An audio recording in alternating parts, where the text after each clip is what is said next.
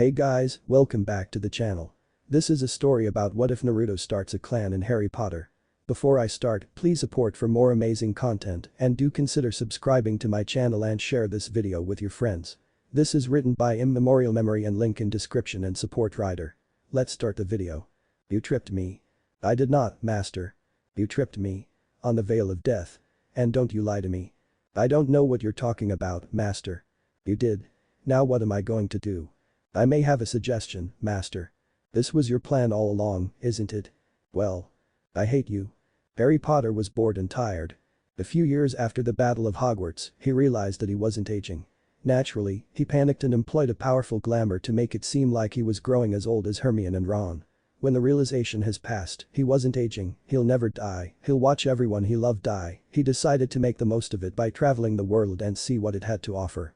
So he waited until Teddy drew his last breath, he buried his godson, he was alone, what was he going to do, and packed his things, hopping from one country to another. The first few years of traveling were fun and interesting, and the thrill of discovery distracted him from the hollow ache gnawing at his chest. He went to magical countries, visiting places that muggles thought were lost but were actually hidden by wizards.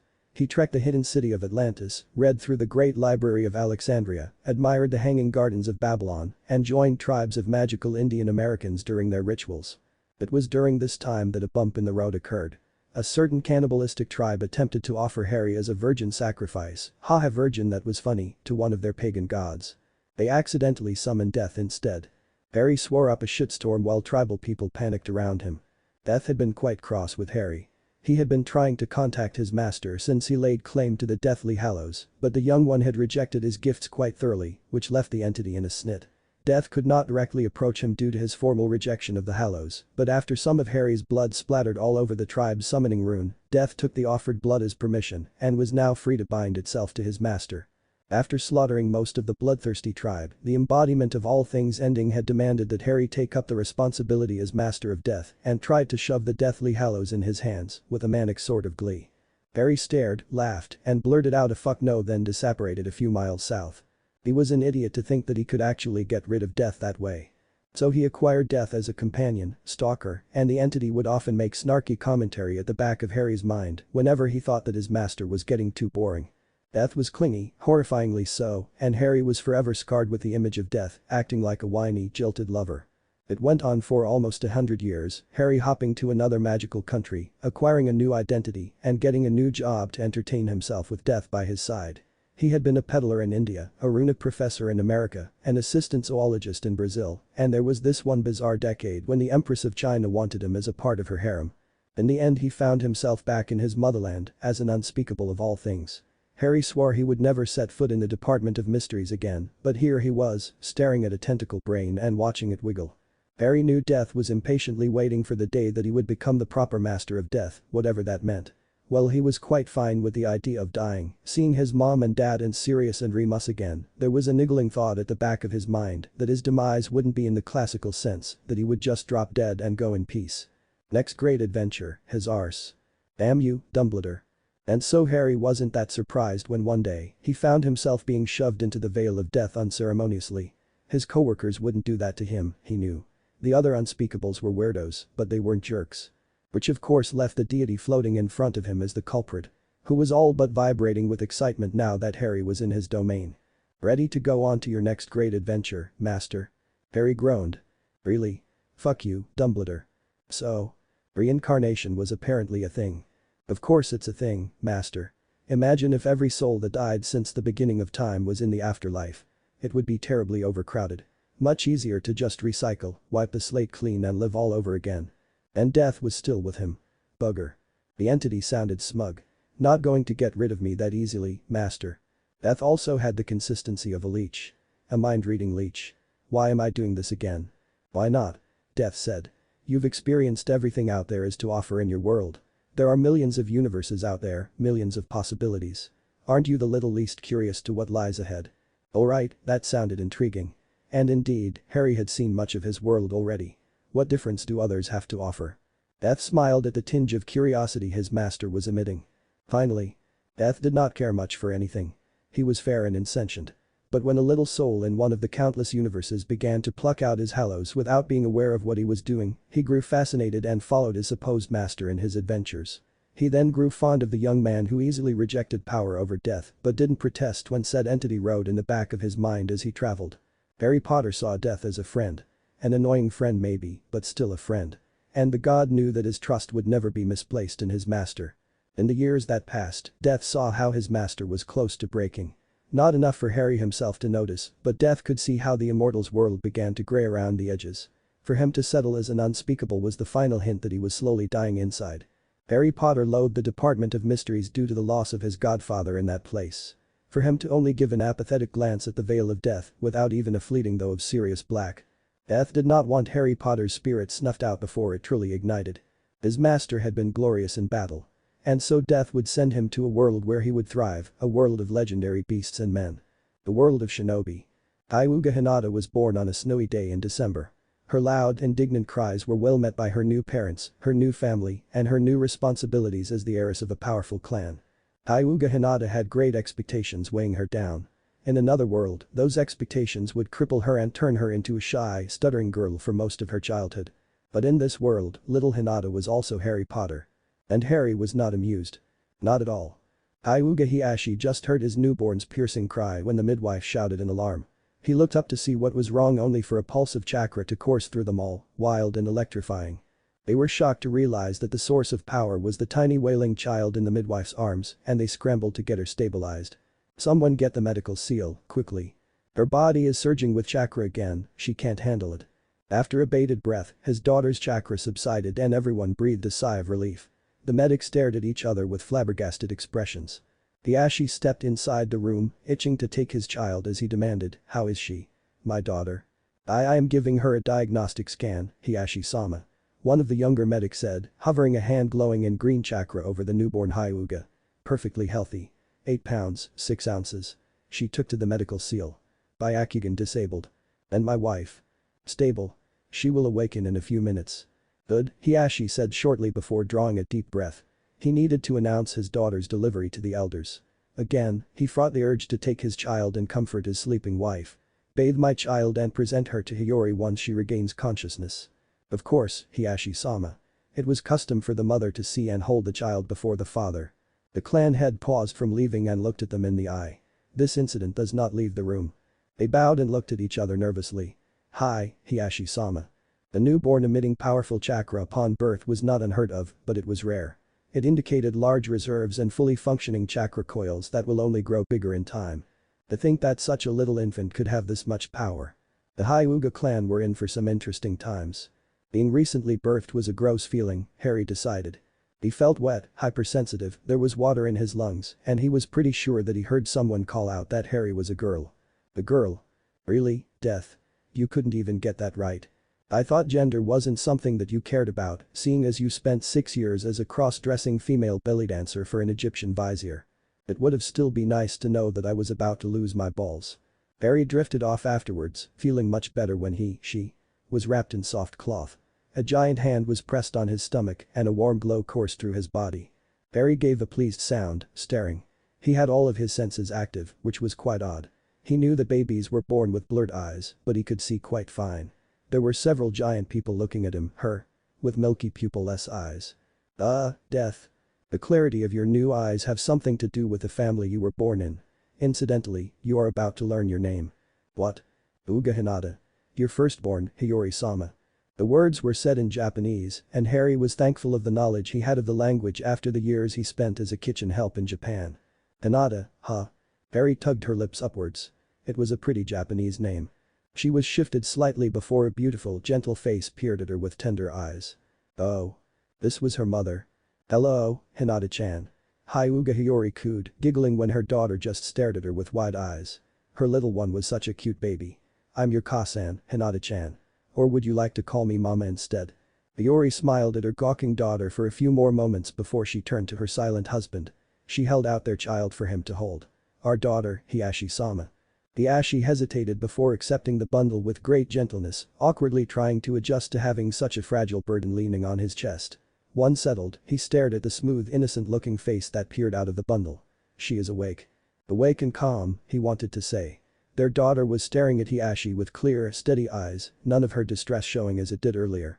She poked a tiny arm out and Hiashi automatically held out his finger for her. "Her grip is strong," he said in surprise. Little Hinata began to coo at him and a slow smile crept on the clan head's face. Iori nodded, staring at her daughter with soft eyes. "I'm glad. When the Kyuubi I was worried." "We all were," Hiashi said softly. 2 months ago, the Kyuubi had wreaked havoc onto Konoha. The Bijuu killed many people in its rampage, shinobi and civilians alike.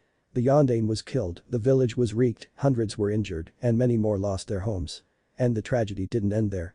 Many infants died due to the Kyuubi's malevolent aura and many pregnant women miscarried. Half of the future generation lost. Hiashi had been terrified for his wife and child.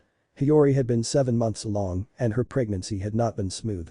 She had been riddled with illness in her youth and the backlash from the Kyuubi's chakra had worsened her body's condition.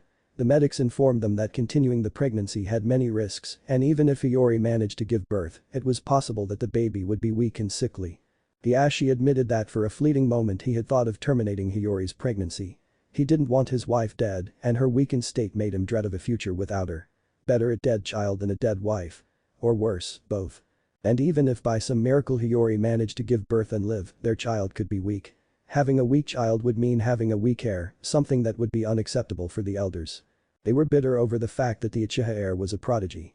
They wanted a prodigious Hyuga heir to counteract it and to show the village how prominent they were, how their blood was strong, even stronger than the Uchiha. They expected the world from Hiyashi's child, expected their unborn heir to deliver them the glory that the Uchiha's heir had given. If Hiyashi's child was weak, the clan would be shamed. His wife would be shamed for birthing a weak heir and Hiashi would be absolved of sin, being the unquestionable clan head. Hiyori would be heartbroken and anguished at his decision, would cry 1,000 tears for their child, but if Hiashi ordered her to end her pregnancy, she would obey because Hiashi was her lord and husband. Yes, no one would have stopped Hiashi from terminating his child.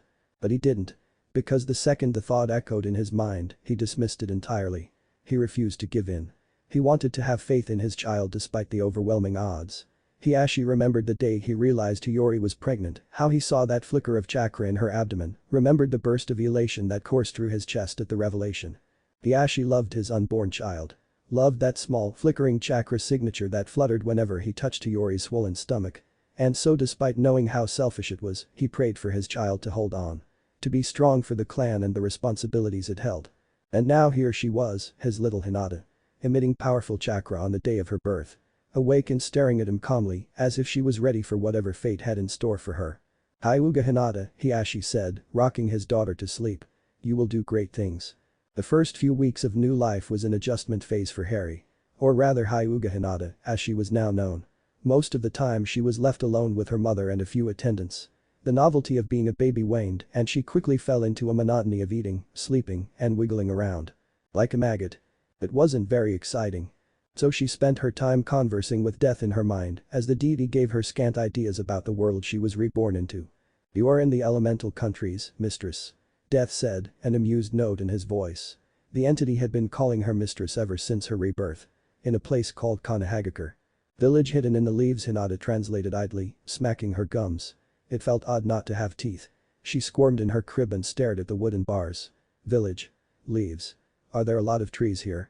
A few years from now Hinata would realize that her thought process had degenerated as a baby, screwing her maturity and her priorities. But for now she didn't notice. Death certainly did. "Yes, there are trees. Giant ones, even," the entity said indulgently. Luna would have loved this place. She liked forests. "I suppose she would," Death replied. "It is a fascinating world, one that you would want to discover on your own if you wish." "Sure," she thought back. "You have errands again?" Death had been leaving her alone a lot since her rebirth and had been acting oddly. He became quieter and less open. Death said it was because he was trying to reintegrate himself into the Shinigami, this world's version of Death. Who was also him in the most basic sense. Death was uniquely both himself and every version of himself. Just with different personalities, according to him. "As a matter of fact, I do have errands." Death rumbled and Hinata had an odd feeling bubbling in her stomach. "I'm trying to digest something. It is quite a long process, you see." "Digest?" Hinata blinked at the wooden ceiling. "What have you eaten?" "Nothing you wouldn't approve." Death groused. "Just that the Shinigami made a deal and consumed something about 2 months ago.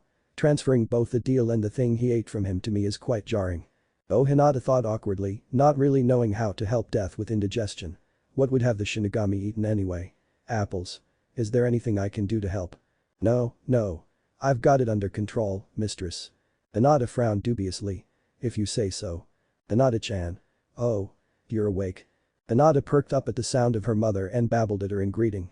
Death unknowingly smiled at her enthusiasm.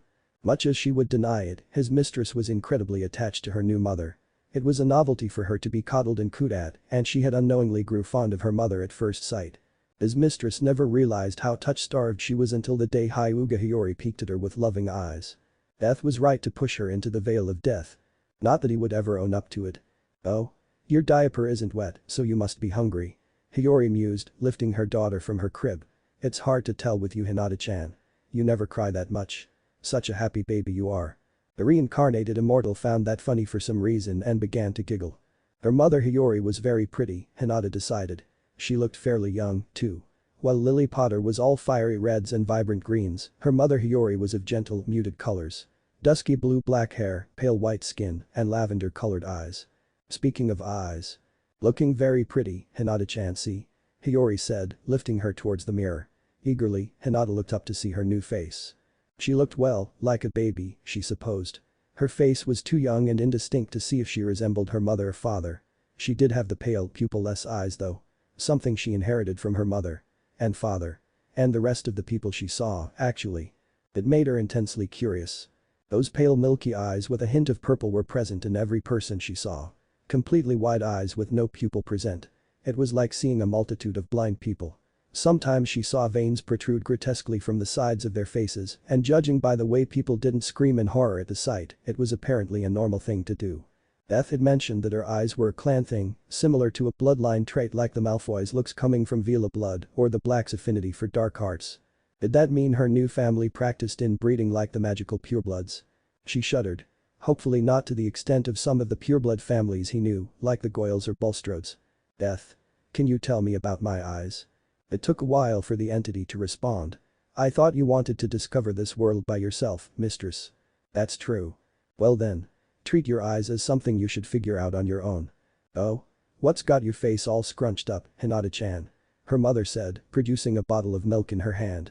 I hope your father hadn't been teaching you how to scowl. A knock on the door made them look up. The Ashi-sama. Hiyori said, almost pulling the bottle away from her daughter in surprise. Hinata's eyebrows shot up at the sight of her father. He rarely showed during midday, most likely busy with work. She only saw him during early mornings or late at night, although he never forgot to give her a kiss on the forehead or a caress on the cheek. Her new father was a stoic one. He had long brown hair, a refined face, and had a regal bearing that reminded her of Snape without his maliciousness or Lucius Malfoy without his arrogance. She reached out for him with garbled greetings. Hiyashi's stern eyes softened and he took her from her mother, taking the bottle of milk from Hiyori and feeding his daughter the last of her meal. The clan council is reconvening. Hiyashi murmured to his wife. Neither of them missed the focus in their daughter's eyes. They wished to assess Hinata's health. Hiyori sighed at the underlying words. To see if she's fit to be future clan head. Hiyashi nodded. The issue of naming an heir or heiress was not a large debacle.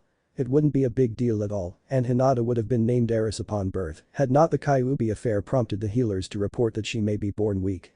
The elders had demanded for a formal inquiry before giving their approval. Yes. Among other things, Hiyashi said, smoothing his daughter's wispy hair. The meeting starts in an hour. Enough time to get Hinata dressed presentably. You should call the attendants and see to her fitting. Of course. I'll be right back. Hiyori smiled and left the room, her footsteps getting fainter with every step. Hiyashi paused.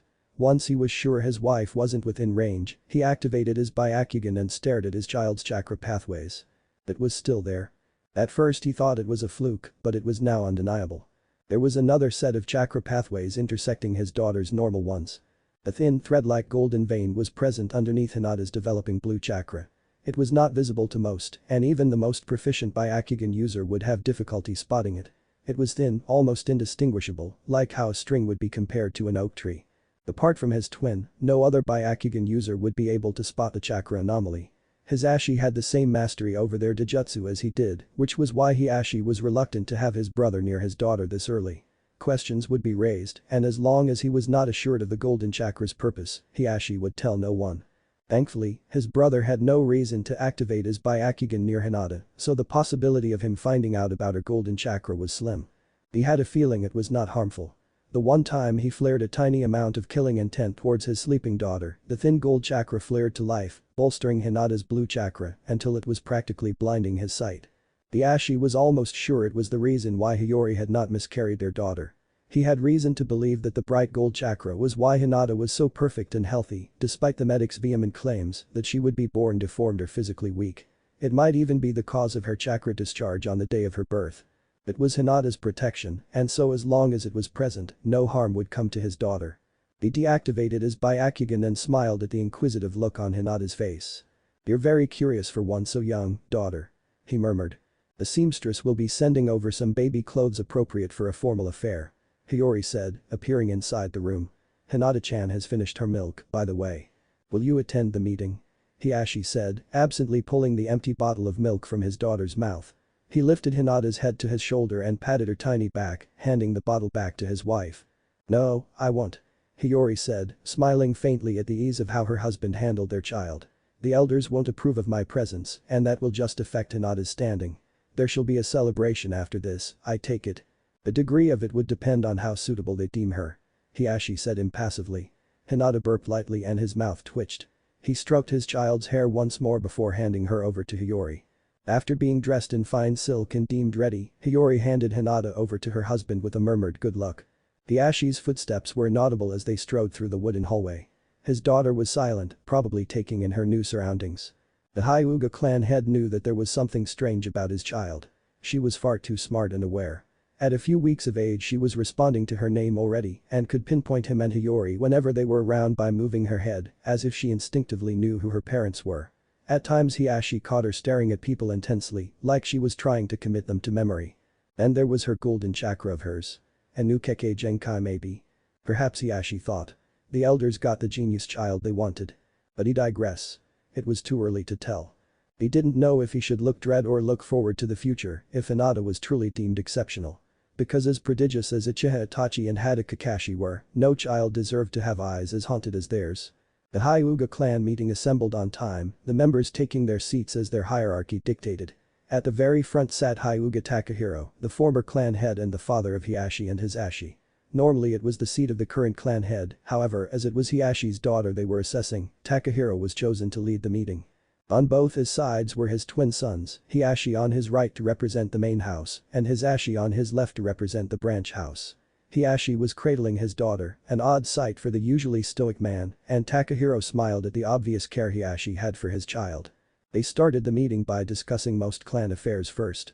Finances, family concerns, the current status of the active Hyuga shinobi. Then the topic of the infant heiress was brought up. As is tradition, Hiashi presented the medical files from Hinata's birth, confirming her as his true blood daughter and therefore eligible to take the mantle as heiress. "She has a good developing chakra network," one of the elders who was formerly a medic said, her Byakugan activated. "A very active one for a child so young. She should be trained to activate her Byakugan then," the twins' uncle Nabuki spoke up. "The Uchiha heir activated his Dojutsu already. The Byakugan takes less time to awaken, and the earlier the better." Hiashi inwardly sneered at that. To compare the Byakugan and Sharingan's learning curve was foolish. Everyone knew that they activated through different means.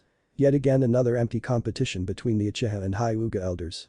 "She has otherworldly eyes," Takahiro murmured, staring at his granddaughter as she rested on the crook of Hiashi's arms. Hinata's tranquil eyes gazed back at him. "Father?" Hiashi said in slight confusion. The other members of the council looked at each other confusedly as well. The Hyuga as a whole had otherworldly eyes, it was their most distinguishing trait. "Leave her here, Hiashi," Takahiro commanded. The current clan head obeyed, passing his daughter to his father. Hinata did not cry, nor did she squirm in discomfort. Instead, she stared at her grandfather, meeting his eyes with what almost looked like bored scrutiny. She swiped her fingers and tugged on her grandfather's beard. "Hinata." Takahiro chuckled, waving Hiashi's reprimand away. "She is a baby, Hiashi. A feisty one at that. And her eyes, yes, she has seen things." Even as their faces remained stoic, an air of bewilderment rested on the Hyuga council. Hiashi was wondering if his father had gone slightly senile. "She doesn't have the Byakugan yet, father," Hiashi said slowly. Could his father sense his daughter's strange chakra? "What do you mean by she had seen things?" Takahiro hummed, ignoring his son's comment. I commend you for siring a strong child, Hiashi. I can feel it in my bones. She is one to watch. Yet only time will tell if she could live up to her birthright. Hiashi mentally breathed a sigh of relief, nodding at his father's approval. He was still confused at his father's comment, but he got what he came for. He had the previous clan head support to name Hinata as heiress. The rest of the council will follow. He spied his twin at the corner of his eye.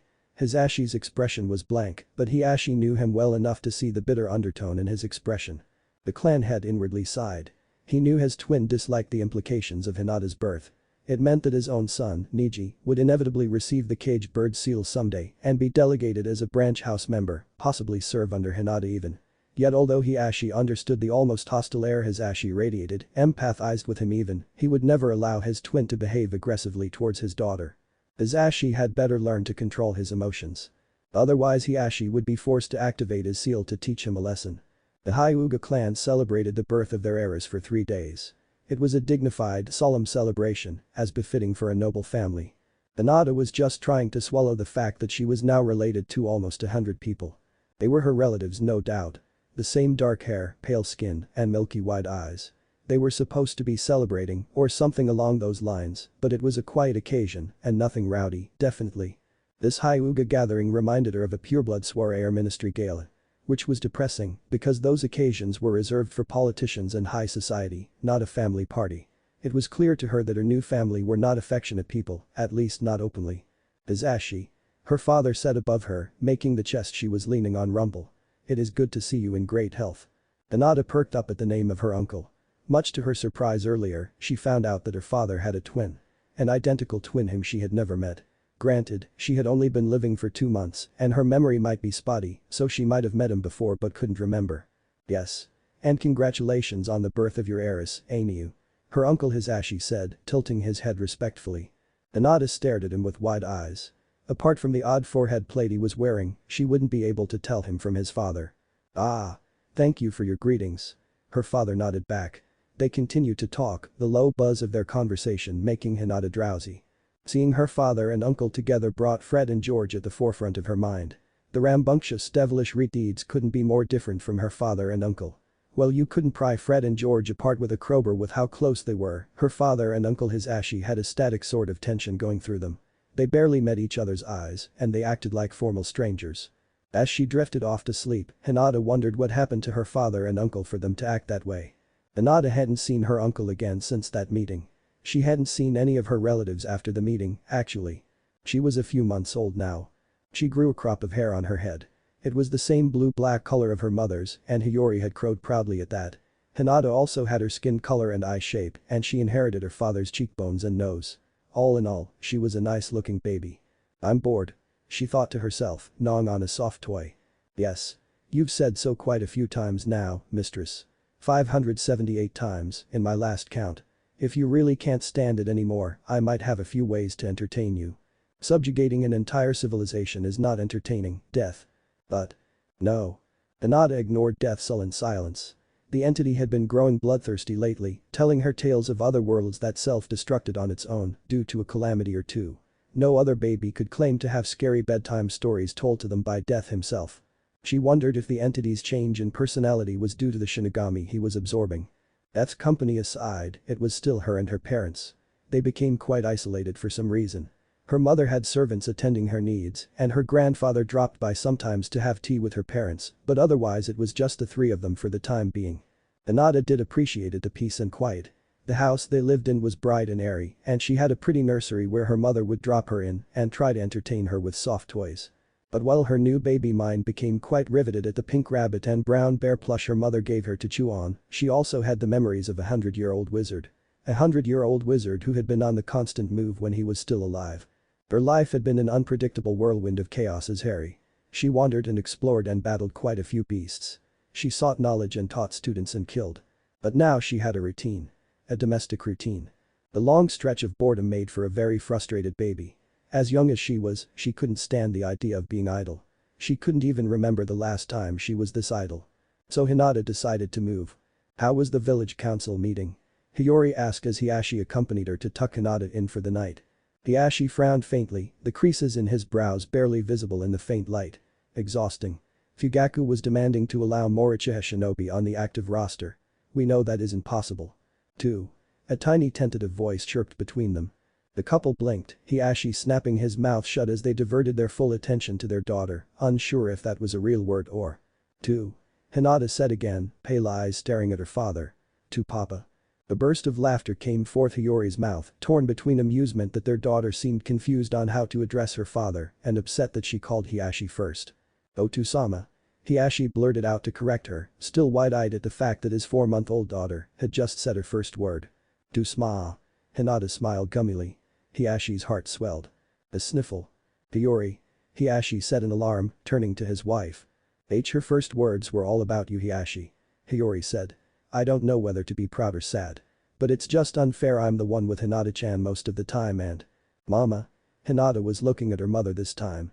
As his wife squealed in joy, Hiashi breathed a sigh of relief that Hinata managed to defuse the bomb that was her mother. Hiyori got too emotional sometimes.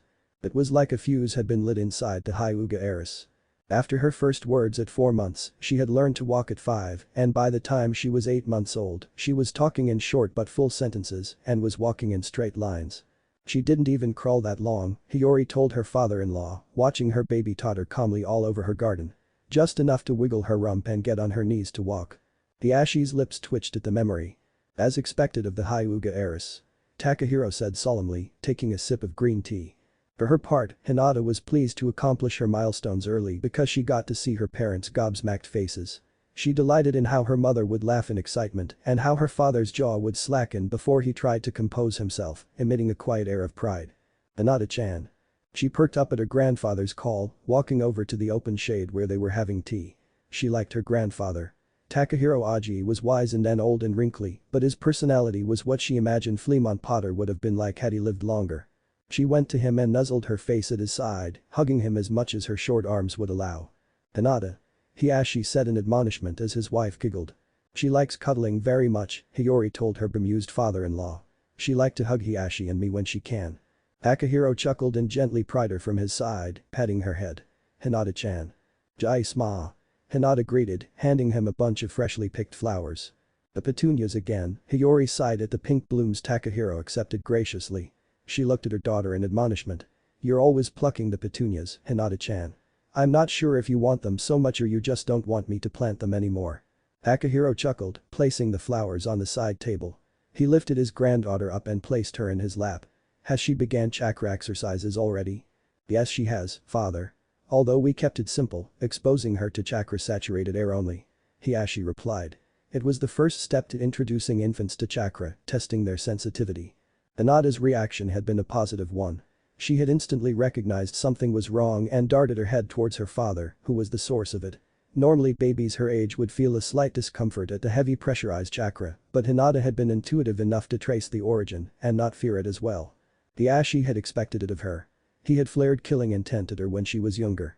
Granted, it had been a small amount, but she didn't even wake up at that point and her strange golden chakra even honed at Hiashi and bolstered her coils.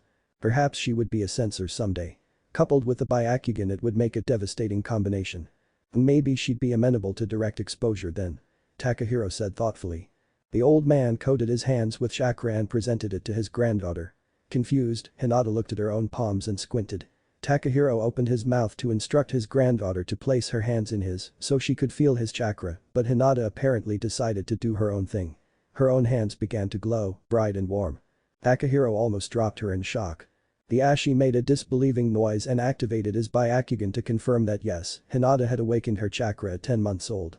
The gasp from his wife told him that she had activated her eyes to inspect their daughter too. His mouth tightened and he fought the urge to have his daughter examined. It was one thing to subconsciously emit chakra at birth, but to deliberately call it forth without any difficulty at her age was unprecedented. Hiashi could see Hinata's bright blue coils vibrant with energy, could even spot her strange golden chakra glowing as well. She has the reserves of a 5-year-old. Hiashi said quietly, switching off his Byakugan. He placed a comforting hand on his troubled wife's shoulder and glanced at his father. It doesn't look like it's overwhelming her. Extraordinary. Takahiro murmured. He dimmed his chakra and watched as Hinata copied him easily. Very good, Hinata. Hinata frowned at her hand. What is, Jai-sama? What is it? Takahiro corrected automatically. It is chakra, Hinata. Chakra, she parroted. Indeed. Chakra is living energy. It is in everything. But not everyone can use it. Takahiro said. Like magic? Hinata said in a hushed tone, eyes wide. Takahiro turned to his daughter-in-law, who shook her head confusedly. No, Hinata. It is not magic. Chakra is real and powerful. But magic is real and powerful, Hinata wanted to say. She had magic. Father, Hiashi interrupted, sparing a glance at his daughter. I do not think Hinata is old enough to understand the implications of chakra. Oh? Right. Barely a year old. I think she understands more than she lets on, Hiashi. Takahiro chuckled. But he did drop the topic and patted her granddaughter on the head. Thank you for the flowers, Hinata-chan.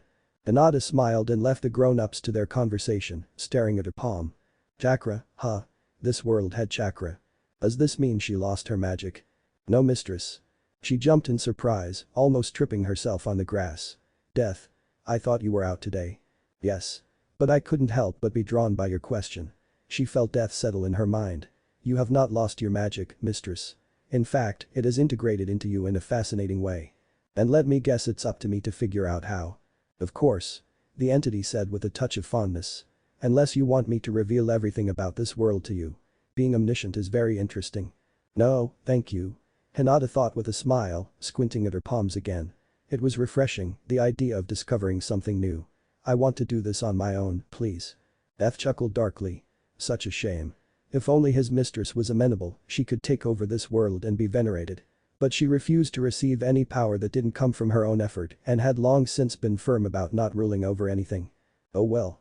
That was why Death was fond of her in the first place. For now he would be a spectator and would let his mistress be. After her grandfather demonstrated how to emit chakra to her, Hinata realized that it was easier to mold than magic. Chakra was smoother for her somehow. She could feel it coursing through her body like a fuzzy, static blanket.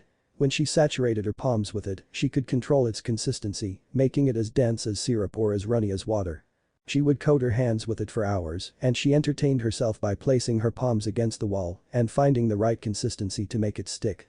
Her father had walked in on her doing it once and he backtracked out of the room again, muttering something about chakra control and wall walking. Just a scant 2 months before her first birthday, Hinata felt an annoying niggling wiggle at the back of her mind. She was curious and irritated at the sensation, and so she mentally prodded it, imagining a needle poking a thin strip of paper. A tense heartbeat later, sharp pain flooded her eyes. She could suddenly see everything. And oh Merlin. There were so many things to see. The room, and the room beyond that. She could see her mother knitting and her father in the garden and the servants walking, and what were those weird lines in their body? She panicked, naturally. Her scream was heard by her mother, who quickly entered the nursery and let out a sharp gasp at the veins protruding at the sides of her daughter's face. Barely a year old, Hiashi. I told you not to do any more chakra exercises with her. Hiyori exclaimed as Hiashi knelt beside his bewildered child. Hinata, he said, cradling her head firmly. Calm down. She hesitated, clutching her father's sleeve. To-sama. Hinata, Hiashi intoned. He was not sure if she understood him, but he was panicking internally and just wanted Hinata's Byakugan off. This is our Dojutsu. It is called the Byakugan, do you understand? Now, I want you to feel something in your mind. There is a rush of chakra flowing through your eyes. I want you to smother it. Yes, that's it. The couple breathed a sigh of relief when Hinata's eyes returned to normal. She blinked and wavered at the loss of sight. So this was the Byakugan. Turning off the Byakugan was disconcerting. It was like seeing everything for the first time and then forcing yourself to see through a needle. The world turned dull and gray and she felt blind.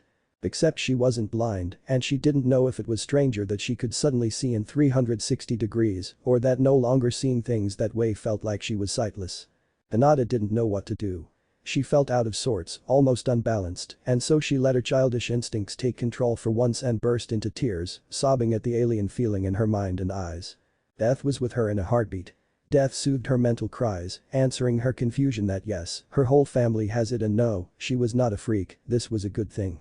She was presented to the elders again, not long after. Hinata activated her eyes for them to assess and she could practically hear their smug thoughts at the sight of her Byakugan. A medic was brought in and declared her chakra coils far larger than average, meaning she could sustain the Byakugan for more than 30 minutes. The elders swelled with pride once more. It took everything in Hinata not to scowl at them. Her father's eye was twitching and she was glad to know that she wasn't the only one irked at their misplaced arrogance. Her grandfather congratulated her sincerely though, and that was nice. Hiashi massaged his aching temples. His daughter, his barely a year-old daughter, had activated the Byakugan. He had instructed Hinata not to activate her eyes again in the gravest voice he could muster. Yes, he was proud of her.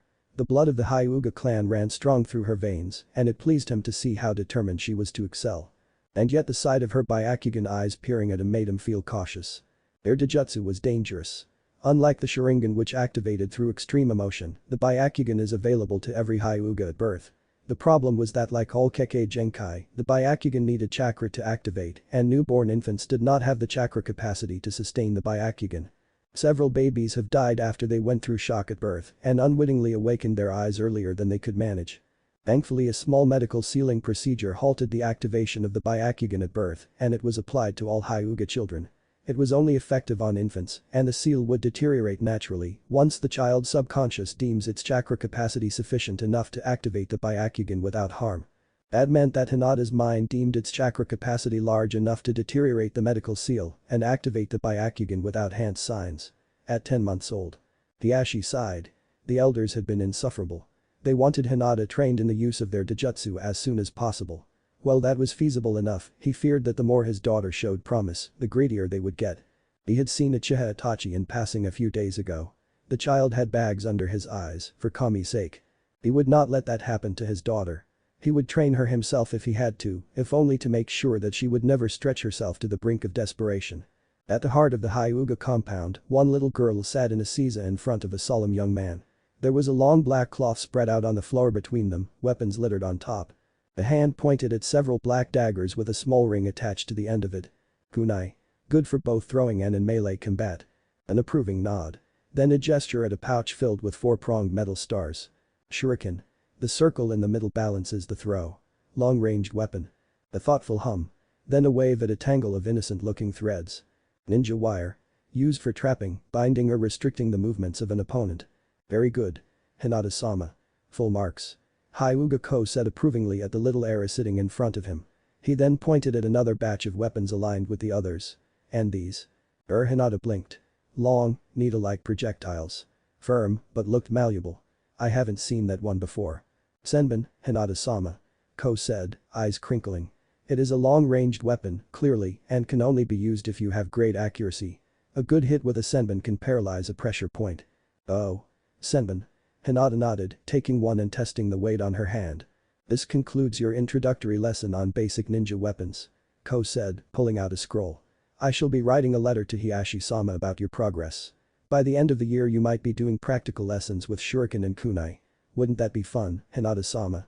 Yes, Hinata said absently, palming the senbon. She stared at the other weapons laid in front of her. Sharp, deadly weapons fun. This was the 5th lesson she had with Ko. At 3 years old now, Hinata was being trained in the shinobi way. And while she still continued to show prowess in everything she did, there was always a sliver of doubt at the back of her mind. It has been 3 years since she started her identity as Hyuga Hinata. It had been a strange 3 years since then, and she knew it was going to get even stranger. After her 2nd birthday, Hinata realized that the world she lived in now was as unforgivable as the world she lived in before, even more so actually. She knew she should have realized it earlier, back when Death told her that this world was interesting. Interesting things for Death usually involved the dangerous, gory, decapitating kind, so Hinata should not have been surprised that she was reincarnated in this crazy world. Like the killing intent. It was nothing new to Hinata. She experienced it before. The feel of the cloying, suffocating, murderous resolve was something that Voldemort perfected. By her 4th year in Hogwarts, she was familiar with killing intent already. She was even more exposed to it when she began to explore the world and met vicious magical creatures intent on making a snack out of her. That was why when her father Hiashi began to emit killing intent while he stared at her from her crib, she tensed in surprise but continued to meet his pale eyes in the dark. That was the first sign. Then at 8 months, she was introduced to chakra by her grandfather, who described it to her as something real and powerful. Chakra that felt warm and encompassing, but had a lethal edge to it just begging to be used. Unleashed. That was the 2nd sign. Then of course, her last sign. The Byakugan. She supposed that she might have been too caught up with having parents again and being too fascinated with the world with a baby's eyes that she didn't even pause to think what it all entailed. Well, she had an idea now. Her father had brought her to a training area one day and she watched with shock as 2 of her distant cousins began to spit fire and fling earth boulders around, battling each other with a complex fighting style that was too fast for her eyes to follow. And that was when her father told her that she would be doing the same someday. She would serve the village as a shinobi, as a tool for their cage, as the heiress of their clan. See this, Hinata? One day the honor of leading the Hyuga will be yours, just as it is mine for now. The world she lived in was dominated by ninja, shinobi, mercenaries for hire. And Hinata was reborn in one of the most infamous shinobi clan in the elemental nations. At first she had been speechless. When Death told her that her new life would be interesting, she didn't expect this at all. The rush of curiosity flooded her body and she didn't sleep that night, her mind going through everything she saw and learned. "Konai," Hinata said in the silence. She gripped the senbon in her hand. Her elder cousin was still writing his report. "Yes, Hinata-sama," Ko said, looking up from his scroll and darting curious pale eyes at her. Hinata hesitated, thumbing the edge of her yukata. "What's outside of the village? Is it dangerous?" At once, Ko's smooth face turned grave. "Yes, Hinata-sama. Outside is dangerous. You are not allowed to go outside without someone with you, alright?" Hinata bit her lip. "But when I'm older. When you are trained, Hiashi-sama will undoubtedly let you go on your own." Ko reached out to pat her head. "But for now you are just 3, Hinata-sama. You must not leave on your own. Enemies may take you from your bed and never give you back to your parents." It was obvious that Ko was trying to scare her, but Hinata understood his underlying message. This world was violent. Her clan was combat-oriented, which meant that there was conflict somewhere outside. And children like her were going to be trained in battle at a young age, just as how her cousins were furiously sparring against each other on the training field. It was. Well. She didn't know what to think. She didn't know how to react. "Konai," Hinata piped up again. "Hi, Hinata-sama. Are there kids like me that are being trained too?" Hinata probed. "Like Tusama trains me?" There was hesitance in Ko's eyes this time. "Well, you are a special case, Hinata-sama. You are being trained early because you grasp the basics brilliantly." "Because I'm a prodigy," Hinata said promptly. "Tusama said so." She was cheating, she knew. They look at her and see prodigy because that was the most sensible conclusion. But a 100-year-old wizard in a 3-year-old girl's body was cheating, no matter how you look at it. "Yes, that's right, Hinata-sama." Ko agreed absently, unaware that the tiny girl in front of him was having an existential crisis. Children from families like ours are usually trained at age 5 or 6. But you are a genius in training, Hinata-sama. Hiashi-sama knows that you can handle it already. Hinata had drowned Ko's words the moment she heard the typical ages children were trained at. 5. 6. 5 and 6-year-olds were being taught to fight and handle sharp weapons. She didn't know that. Hinata closed her eyes. It was one thing to let her fight, seeing as she wasn't really a 3-year-old, but to think that actual 5 and 6-year-olds were getting instructions on how to kill. There was a tiny voice inside her head screaming about the morality of it all, how barbaric it was to let children fight. A tiny voice that sounded like her 3-year-old self. Soft-spoken, young, and girlish. But then there was another voice in her head, drawling about how this was the way of the world, and if teaching children to fight would let them survive another day, then she should let it be. This voice sounded like her apathetic 100-year-old self, the one that had seen even more atrocious things done in the course of her lifetime. A voice that couldn't care less. She silenced both of them. Hinata did not want to dwell on it for now. She decided on a wait-and-see approach. Hinata didn't know everything about this world yet. It was too soon to jump into conclusions. If her whole family could dedicate itself to the way of shinobi, it meant that it had a deeper meaning than killing and fighting. She was going to find out what, and when that time comes, she would make a decision. "Konai?" "Yes, Hinata-sama." She opened her eyes, staring at her cousin solemnly. "I'm going to do my best, Konai. I'm going to be a great shinobi, kind like mama and strong like Tusama. I'll be great, I promise." Ko smiled at her. "You don't have to promise anyone that, Hinata-sama. Just do your best and I'm sure everyone will cheer you on." Hinata nodded, taking a deep breath. She was not going to overthink. For now, she was just Hyuga Hinata, daughter of Hiashi and Hiyori, heiress of the Hyuga clan. She was a child determined to learn and be the best to prove to everyone that she could be strong on her own. She could do this. This was her life now and she was not going to be beaten. She'll make her mark in this world and this time, it'll be her choice to do so. "Have fun, Hinata-chan. And I made you some snacks just in case you get hungry," Hiyori said with a smile, handing her daughter a neatly wrapped paper bag. "Thank you, mama. But I'm just going out to play," Hinata said as she put on her sandals. "I won't be long." "Oh, but what if you make some friends? You can get to know people better with food in front of you," Hiyori said sagely, kissing her cheek. "Now make sure you follow Ko's instructions. You're a good girl, Hinata-chan, so I know you'll behave yourself." "Yes, mama," Hinata said, fixing her wrinkled sleeve. She observed herself in the mirror. Her mother had decided to outfit her today, and so she was wearing a plain, light blue jinbei. A yellow headband was stuffed on her short hair. Her mother had convinced her father to let her out of the compound. Her father agreed despite the elders nagging, citing her progress in her studies as a reason for a reward. Hinata was looking forward to a day of freedom. She loved her parents and the time they dedicated for her to learn, but she liked the idea of exploring outside with less supervision. "Konai, faster." Hinata called, laughing when her caretaker scrambled to bow at her parents before exasperatedly following her out of the compound. "You're slow for a shinobi." "I'm not, Hinata-sama," Ko said, firmly taking her hand before she could ran off. She pouted at him. "Now where do you want to go?" "Park." "Park it is, Haim," Ko said with a smile. Hinata beamed at her caretaker. She was very fond of Ko. At 18, he was the youngest person she constantly interacted with. Hinata knew there were children in the compound, but she never got to meet them for some reason and spent most of her time being tutored by Ko instead.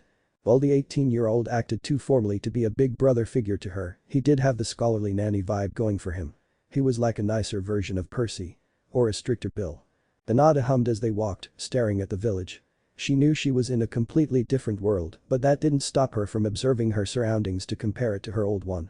Hino has seemed to be a combination of time periods. There were modern places such as restaurants and movie theaters, but they seemed to be far more expensive and limited than she expected them to be. The cameras and radios she could spy inside shops looked clunky and old-fashioned. There were no vehicles, and people seemed to rely on carts and wagons. It was confusing Hinata on how people could have one type of technology without having the other. They found a nice-looking park a few streets away from home. It was shady and had a playground for children to scamper about, with a small sitting area for guardians to look after their kids. "I can play on my own, Konai," Hinata said, pushing her reluctant caretaker towards the sitting area. He didn't budge one bit. "Stupid grown-up ninja. I am supposed to watch over you, Hinata-sama," the Chunin said stubbornly. "And you can do that while you sit on your own," Hinata said, giving up on physically hurting Ko. She can persuade him with words, however. "I'll be good. I won't wander away." Ko hesitated for another second before acquiescing. He knew that the little heiress was fairly reasonable despite her age, and so he sat behind and watched her ran away. The other children paid Hinata no mind, either too caught up in playing with their own friends or looking wary at the sight of her pale eyes and the calm way she carried herself. She ignored them as well, content in her lonesome. Hinata plopped on the sandbox happily, squishing the gravel beneath her fingertips, relishing in the laughter and screams of the children around her. It felt good to relax, to feel like a normal kid without the thoughts of a clan heiress or a reincarnated wizard burdening the forefront of her mind. She stretched out her magic, letting it sink through her pores. She was pleasantly surprised that she had an easier time calling it to her today. It had been very difficult for her to pinpoint the magic inside her. When she first found it, it was very faint to her senses. Her chakra easily eclipsed her magic in terms of power. Her control over it was horrendous. Worse, she didn't have a wand or any kind of focus, so she had to make do with attempting wandless magic. The first time she attempted a spell, she accidentally hit one of her mother's ornate vases and felt magically drained for days. Hinata didn't want to take a chance with any kind of accidental magic while she was growing up, and so she tried to keep it under wraps while she was inside the compound. Right now she doubted that she could perform a full-fledged spell. A small confundo maybe, but anything else was out of her grasp. She could perform mild stinging hexes though, flicking it with her finger. She knew that if she asked, Death would give her her full magic back in a heartbeat. But the idea of gaining it so flippantly just sounded disrespectful. And Hinata doubted that it wouldn't have any drawbacks. She knew her lack of control over her magic came from the fact that she was just 3. A tiny body would not be able to handle that much magic. And if you factor in how much chakra she had, she might just spontaneously combust like an overcharged mini battery. Still, she could feel her magic and was content with just knowing that it existed within her. Hinata snuck a fleeting glance at Ko, who was immersed in a book he was reading. Then she looked up at the clear sky. She found it a little funny that her family, the all-seeing clan, could not sense magic. There was irony in there. Hinata cocked her head as her senses alerted her to something interesting. There was a cheerful ball of warm chakra a few feet away from her. It felt like a large bonfire crackling away endlessly, and Hinata's brows went up to her hairline when she realized that the chakra's presence felt bigger than her father's. She looked up from her position in the sand to spot where the warm chakra originated. It brought her sight to a little blond boy sitting on the swings, alone. Curiosity piqued, Hinata stood up and dusted herself before heading for the little boy. The other children gave the swings a wide berth for some reason, shooting disgruntled looks at the area. Hinata frowned at the scorn in their faces. What was up with that? "Hello," she chirped when she was a few feet away from the blonde boy. He looked up at her. Hinata noticed that he had really blue eyes and strange lines on his cheeks, like whiskers. He looked adorable, and she smiled at him openly. "My name's Hinata. Want to play?" Naruto was having a sad day again. The matron at the orphanage kicked him out this morning, and his tummy was growling because he hadn't even got breakfast yet. He stayed put outside the orphanage instead of wandering away because Gigi told him that he could get lost and bad people might take him. Like, the last time he went out on his own, some drunkards almost hit him with a beer bottle during his 3rd birthday, but one of the Anbunai-san scared them away. The same Anbunai-san found him outside the orphanage today and told him nicely that he was free to go out because he would follow Naruto around. Naruto wanted ramen from that stand with the nice man Gigi took him to, but he forgot his frog wallet and so Anbunai-san snuck inside the orphanage to get it for him. His Anbunai-sans were cool. When Naruto becomes Hokage, he'll make sure they'll get compensation. He didn't know what compensation was, but since Gigi said it was something nice, Naruto decided that all of his friends should have it. Except he didn't have any friends. He had Gigi and his Anbunai-sans, and maybe the awesome guy in the ramen stand, but he had no friends. The orphanage kids didn't like him and the matrons always wanted him to leave them alone, so Naruto had no friends. So when he saw a park on his way to get ramen, his eyes brightened at the kids playing there. He asked them if he could play with them too. He asked nicely, because Gigi said he should be polite even if people were mean, because they might become friends if they weren't mean anymore. And maybe Naruto can treat them to ramen if they became good friends. But they didn't want to play with him. They called him names and threw rocks at him and called him monster. He ran away quickly after that because even if Gigi said he had to be polite to mean people, Naruto couldn't stand the aching hurt in his chest and the tears pooling in his eyes. And so Naruto just ran because he didn't want to say something mean in return because that would just make them meaner. So he sat on a swing and ignored his rumbling tummy. Today was a sad day and so he stared at the kids avoiding him and having fun on their own. Then, he heard the patter of feet. "Hello. My name's Hinata. Want to play?" Naruto looked up from his swing in astonishment. There was a girl in front of him with short hair and weird eyes and a pretty smile. He stared at her for a few seconds before realizing what she said. "Do you play?" He stuttered, eyes wide. "With me?" He pointed a finger at his chest because maybe the nice girl was blind and she wasn't really talking about wanting to play with Naruto. All the other kids didn't want to play with him, so maybe she didn't either. "Yes." She bounced, nodding her head. "What's your name?" "Uzumaki," he said slowly, flinching. "Naruto."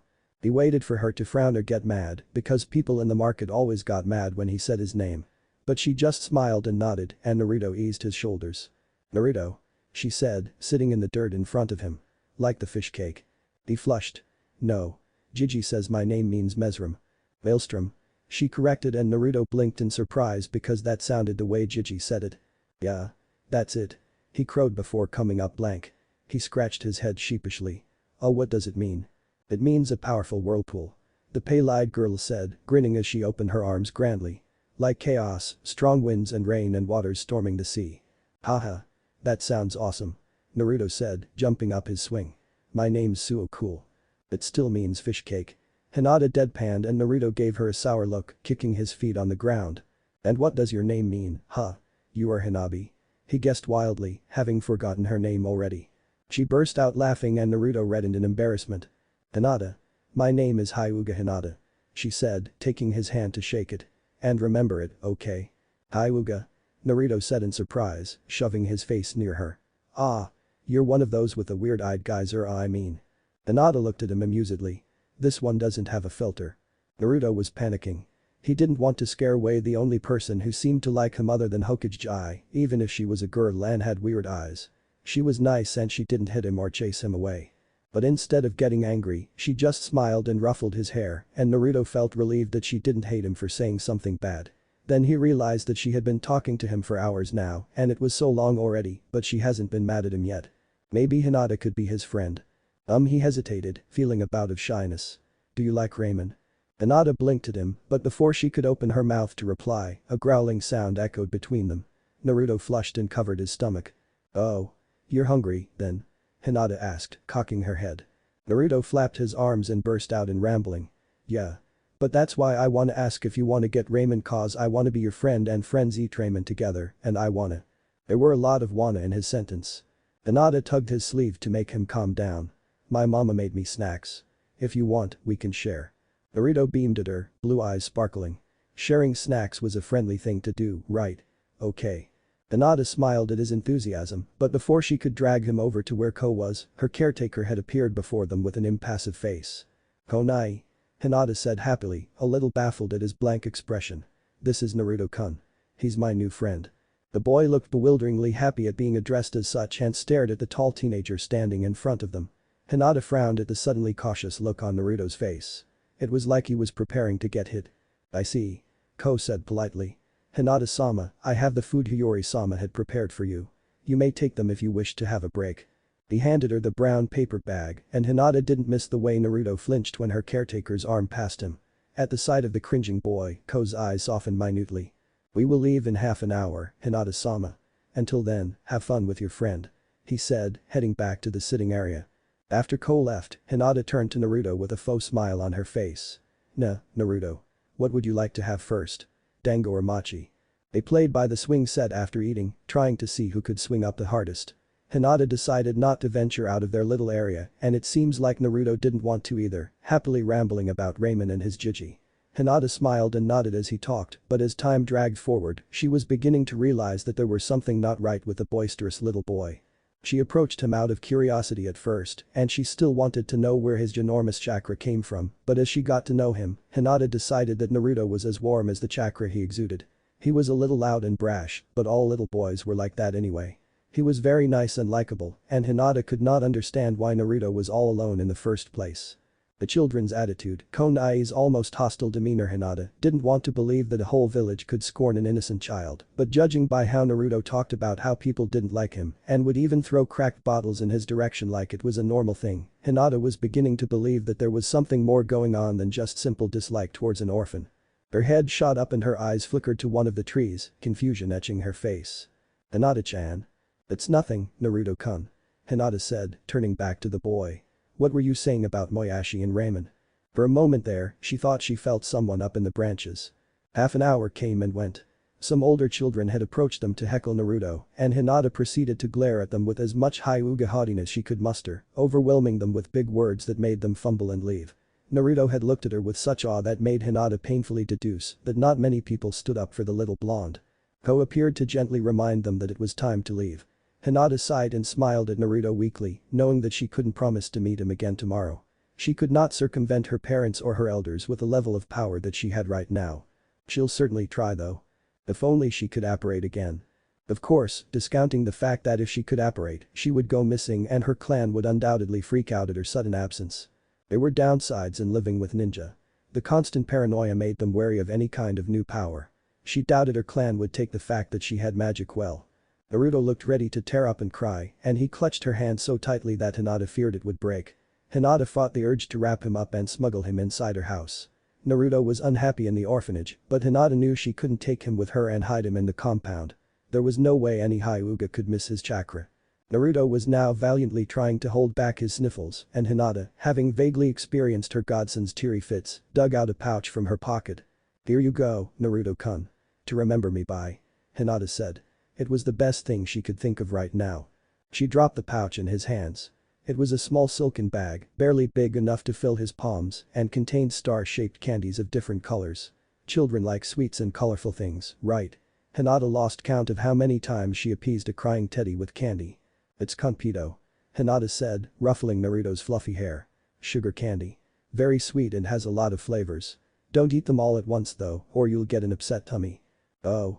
Naruto said in awe, eyes wet as he peeked at the tiny candies inside. He'd never had a present this pretty before. What does this mean? He was looking at the front of the pouch, where neatly embroidered words were sewn in yellow thread. "Oh, that's my name. Hyuga Hinata," she said sheepishly. "That's my Konpito pouch, see? My mother got it for me in a festival. But I'm giving it to you now." Then she brightened up. "This way, you won't ever forget my name or call me Hinabi again. And if you learn to read someday." She didn't get to say anything else because Naruto flung his arms around her in a tight hug, tears and snot getting all over her shoulder. Hinata blinked and hugged the sniffling boy to her. While one part of her tried to comfort her newfound friend, the other part of her brain dragged her attention to something. Something on Naruto's stomach. Something burning that felt suppressed. "I won't lose it, Hinata-chan." Naruto blubbered, rubbing an arm over his eyes. And I'll learn how to read so I can use big words too like you do, and I'll become really smart." You don't have to promise that to me, you know. Hinata said, Ko's words echoing back to her. She shoved every other though away from her mind as she comforted the blonde boy. Just be yourself and try to do your best with a big smile on your face, okay? Smile, Naruto-kun. Instead of smiling, Naruto sniffled into another round of tears and Hinata sighed in quiet fondness as she petted the boy who reminded her painfully of who she was before. Sarutobi Hiruzen, the Sandaime Hokage, glared daggers at his longtime enemy, wishing it would spontaneously combust. Unfortunately, save for firing a Kaiten jutsu at it, there was no way for paperwork to be incinerated by the glare of an old man alone. So he sighed and began to fill up the forms, resigned to another day of singing monotonous documents. An Anbu appeared inside his office, kneeling respectfully in front of his desk. Report, Sparrow. The Hokage said without looking up from his paperwork. Hi, Hokage-sama. At approximately 7 this morning, Uzumaki Naruto was forcefully evicted from the orphanage. He remained outside for about an hour until I arrived. Again. Hiruzen sighed, internally enraged at how the village continued to demean Minato's son. He rubbed his face tiredly. I'll be having words with the matron today. At least Naruto-kun didn't wander off this time. Continue. He decided to eat but stopped by a park to urge the children to play with him, Hokage-sama. Anbu Sparrow said, a trace of frustration seeping in his voice. Hiruzen winced, imagining Naruto's crestfallen expression. And. As expected, he ended up alone. Anbu Sparrow said. Then he paused in slight hesitation. About 15 minutes later, he was approached by a child with the intention to play. Oh? The Hokage said in interest. Not one child approached Naruto before. His features, blue eyes and bright blonde hair, were too distinct that it was frustratingly easy for people to tell their children which little boy to avoid. A child played with Naruto-kun. Hi, Hokage-sama. Anbu Sparrow inclined his head. It was the Hyuga heiress. Hiruzen paused in surprise. Hyuga. That particular clan had been grudgingly neutral towards Naruto. With their Dojutsu, they could see through Naruto's chakra coils and determine the 2 chakra signatures flowing through the boy. They could see how the seal was suppressing the Kyuubi's corrosive chakra. The Hyuga knew more than any other clan did that Naruto was the jailer and not the Kyuubi himself.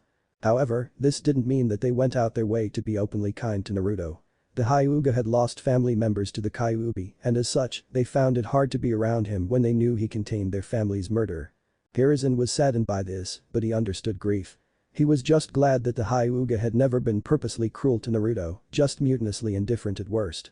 And there was the matter of the Hyuga heiress. Prying information from Hiashi about his daughter was impossible, it was like forcing a clam to open with a twig. But his clansmen were not as secretive, and gossip about the little heiress's genius flowed through the village like running water. The Hyuga elders were just as vocal, mentioning how the clan head's firstborn had activated her Dojutsu at 10 months old, at how brilliantly focused and intuitive she was at her studies and training. The Hyuga version of Itachi-kun, some people jested. It certainly had tongues wagging. And so Hiruzen was naturally wary to hear that a child lauded for her genius had approached Naruto-kun. Several people were aware of Naruto's origins, and that included most of the clan heads. But for the life of him, Hiruzen could not see how Hiashi could benefit having the Kyuubi Jinchuriki near his clan. Unlike their suspicions on the Sharingan, the Byakugan did not have any capabilities of mind control or hypnotism that could subdue a Biju. Nor was Hiashi the kind of man that would exploit Minato's son for his own benefit. The Hyuga twins had been Minato's acquaintances at the academy, and they had respected the Yondaime as their Hokage when he had still been alive. Tell me about the Hyuga child. Hiruzen ordered, taking a puff of smoke from his pipe. Hi, Hokage-sama. She appeared at the park with her handler, Chunin Hyuga Ko. She showed high levels of maturity for a child her age and was completely aware of her surroundings. She did not approach Uzumaki-san at first and was on her own before she noticed him by the swings. Hiruzen lifted his pipe in contemplation, tapping his gnarled fingers. Your assessment, Sparrow. Hokage-sama. I'm asking what you think about the Hyuga child, Shiranui-san. Anbu Sparrow, also known as Shiranui Genma, paused in deliberate thought behind his mask. She was not cruel, Hokage-sama. And the Hokage knew how important that aspect was to Genma and his squad. He, Raidu, and Aoba had served as the Yondaime's private guard when he was alive. Along with Kakashi, the 4 of them were Naruto's constant watchers, aptly named by Naruto as his Anbu Nai-sans. They cared for the boy and honored their continued service to the Yondaime by watching over his son. She was indulgent of Uzumaki-kun and did not seem to have any underhanded or malicious intentions. Genma continued. She was patient with him and judging from her expression, she was smart enough to connect the children's dislike of Uzumaki-kun with her own caretaker's reaction to him. Then he paused, slowly choosing his next words. She sensed me briefly while I was on duty. Hiruzen raised his wrinkled brows. To pinpoint an Anbu in the shadows was a commendable feat. The Hyuga elders bragging weren't just hot air, it seemed. The censor, then. The Hokage said. Genma nodded. It would seem so, Hokage-sama. I believe it is the reason why she approached Naruto-kun as well. She sensed his chakra. Hiruzen hummed. After all, if she could briefly sense an Anbu who was suppressing his chakra, then Naruto's chakra would be like a honing beacon to her. Gigi. The office door slammed open as a blonde blur darted inside. The Hokage waved his apologetic secretary away and smiled at the bright-eyed boy who was almost vibrating with excitement. Hello, Naruto-kun. Gigi. Guess what? Guess what? Naruto said eagerly before spotting the kneeling, unmoving figure with him. Ah. Anbu Birdie Nai-san. It's Sparrow, Uzumaki-kun. Genma said in exasperation. Sparrow. It was humiliating being called Birdie Nai-san. Kakashi, the bastard, never failed to call him Birdie-kun because of that. Just because Uzumaki got his Inu title right. What brings you to my office, Naruto-kun? Hiruzen said indulgently, although he already had an idea of what, or rather whom, had placed such a big smile on the boy's face. And sure enough, Naruto went into a rambling speech about his Hinata-chan, about how she was so nice, so smart, and how she was his very first friend ever. Hiruzen smiled at the boy's enthusiasm. It was refreshing to hear Naruto this vibrant again. His spirit hadn't been completely dampened, it seemed. Hiruzen had feared that the villagers' hate would slowly overwhelm the boy's sunny personality, but clearly, Naruto continued to persevere. He reminded him of Kushina right now, both mother and son had the same excitable way of babbling when they were particularly happy. He supposed he had to thank one little Hyuga girl for this. And she gave me this. Naruto waved a small pouch in the air. It's filled with candy with lots of flavors. Sure enough, Hiruzen could spot the small, star-shaped sweets inside the semi-transparent silk bag. It looks very nice, Naruto. But don't eat them all at once. He chided gently, knowing Naruto's penchant for inhaling food. Yeah, Hinata-chan told me that too. I'm eating them one by one, see? Naruto groused, taking one pink candy and exaggeratedly popping it in his mouth with deliberate slowness, much to the Hokage's amusement. She said I might get a tummy ache and throw up. She must be very smart, then. Hiruzen said. If she knew eating lots of food at once makes you sick. Yeah. She's really, really smart. Naruto pouted. Nah, Gigi. Can you teach me Ryaden and ninja stuff? I need to learn so I can be as good as Hinata-chan when I see her tomorrow. Hiruzen exchanged a look with his silent Anbu. Sparrow shook his head. Well now. This was problematic. Of course, Naruto-kun. But it takes more than one day to learn how to read. It might take you months of studying. Yeah, but I'll do my best. Hinata-chan said that it doesn't matter if I'm not super smart, just that I do my best. Naruto beamed. Hiruzen softened at Naruto's words, but couldn't find the heart to tell him that his new friend wouldn't be able to meet him tomorrow. Or at all, if Hiashi's shut-door habits were still in place. There was a reason why Hiruzen was surprised to hear that the Hyuga heiress, of all people, had approached Naruto. The Hyuga were only second to the Uchiha in terms of keeping their clan issues as private as possible. Their heiress was apparently considered a clan issue, since no one outside of the Hyuga has ever seen her. Until now, that is. Which was why Hiruzen doubted that Hiashi would allow his only child to play with Naruto. The clan head wouldn't keep his daughter away because of personal prejudice against Naruto. Rather, it would be a political decision. Hiashi would not want to draw attention to his clan by letting his daughter associate with the village in Chiriki, a considerable asset of the village. Hiruzen rubbed his forehead. Damn politics. Naruto-kun. Nah, Gigi. I want to give Hinata-chan a gift too. I didn't treat her to ramen today, so maybe we could get the ramen in one of those box things and send it to her place. Naruto said, digging out his frog wallet. I've got money for it. Ah, but I dunno what Kinder ramen she'd like. Hiruzen bit back a chuckle at the thought of sending takeout to the Hyuga compound.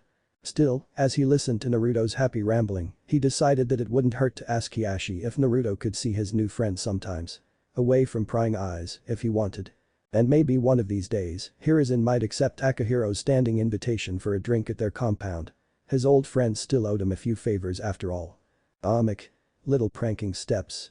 Hinata sulked as she faced the wall, counting the minutes until she was allowed to leave. Behind her, her parents conversed quietly, her mother knitting a scarf and her father reading through a scroll. Hinata thumped her head on the wall. She knew she deserved the time out, but that didn't mean she had to like it. Blinking, she slowly gathered chakra to her eyes. Do not activate your Byakugan, Hinata. Her mother's voice was stern. Or it's another hour of punishment. Hinata scowled at the wall and endured the indignity. It was her fault anyway. Trying to sneak around a clan that could see through everything was a stupid plan, now that she thought about it. And since she was just 3 and her parents' only child to boot, it was logical that she had eyes trailed on her every movement. The downside of having parents was the constant scrutiny. The Dursleys certainly didn't care where she disappeared to. She bet they even hoped that she rammed her head on a wall and died. "Careful, Hinata. I can sense your killing intent," Hiashi said mildly, amused at his daughter's pitiful attempt to show them her displeasure. Hinata turned her head slightly to pout at him. Her father caught her in about 5 minutes of leaving the house. The only reason he didn't snag her earlier was because he was mildly curious on her destination. She didn't really have a place in mind, she just wanted to explore.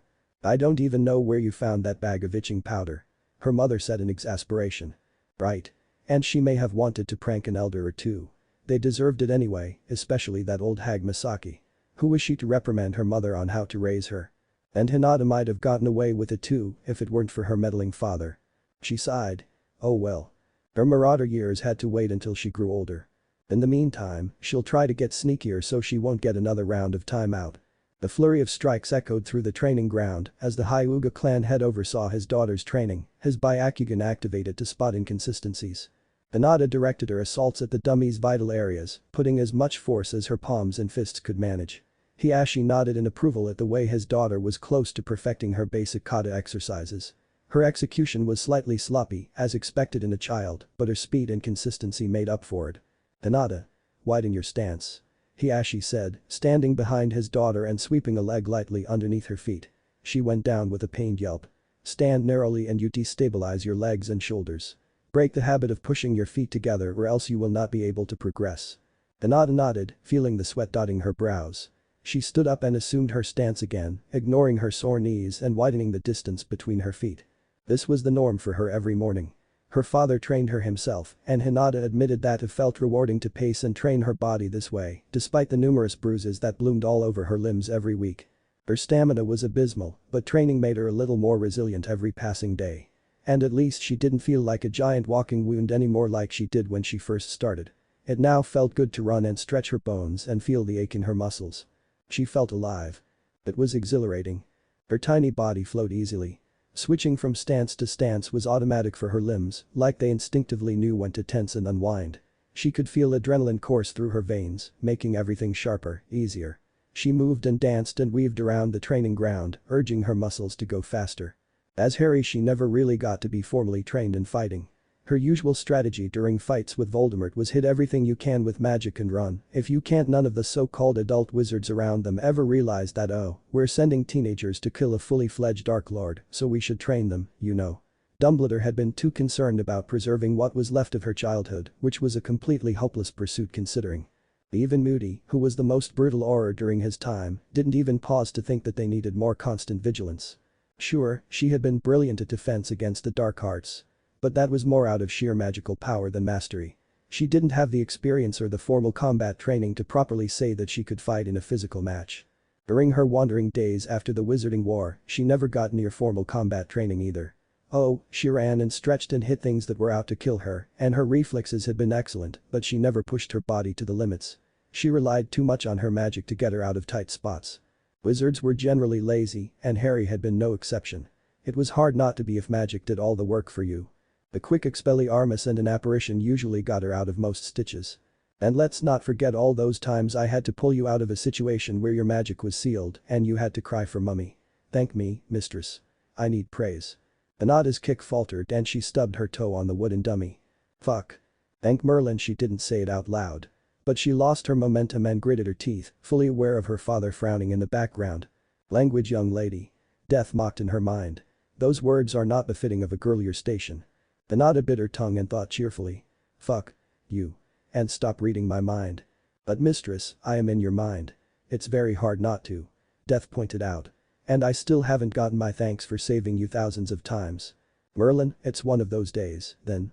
Hinata thought exasperatedly, pretending to look at the wooden dummy in focus. She could feel her father's stare boring behind her head. Thank you, Death. 1,000,000 times over. You're very welcome. Death replied genially. And on another note, a little old lady just died in the nursing home. Duty calls, mistress. I shall take my leave. You have Reaper servants who ferry the dead for you. Hinata sighed as the entity left her head without so much as a goodbye. Death was very bipolar these days. Hinata was now sure that absorbing the Shinigami really messed up her longest companion's head. He was either very cheerful, reminding her of her days as a fed-up Harry, or very sadistically amused, almost dark. Death also left her alone often, citing reaping souls as an excuse. The entity decided that since his mistress was old enough not to accidentally kill herself, he would take a more active role as the actual god of death in this world. And while Hinata felt lonely at his distance, felt rattled at the aloofness of the formerly clingy god, she was sure that death would never abandon her. If only because the entity promised to annoy her until the end of time.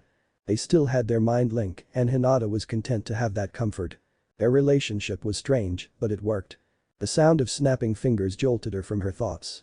Her father was looking at her with silent consternation, eyes narrowed. She flushed and ducked her head, a wave of embarrassment coursing through her. "Hinata. You were drifting off again." Hiashi said, looking at his blank-eyed daughter closely. She did this sometimes. Staring at empty spaces, seemingly lost inside her head. "Hi. Sorry, Tusama." Hinata bowed. "You are progressing admirably, daughter. But you have to be alert at all times. Now, repeat the second kata. And mind your feet," Hiashi ordered. She nodded and focused on the dummy. Having her father around her training made her more determined. Hiashi was a stern father but even a sterner teacher.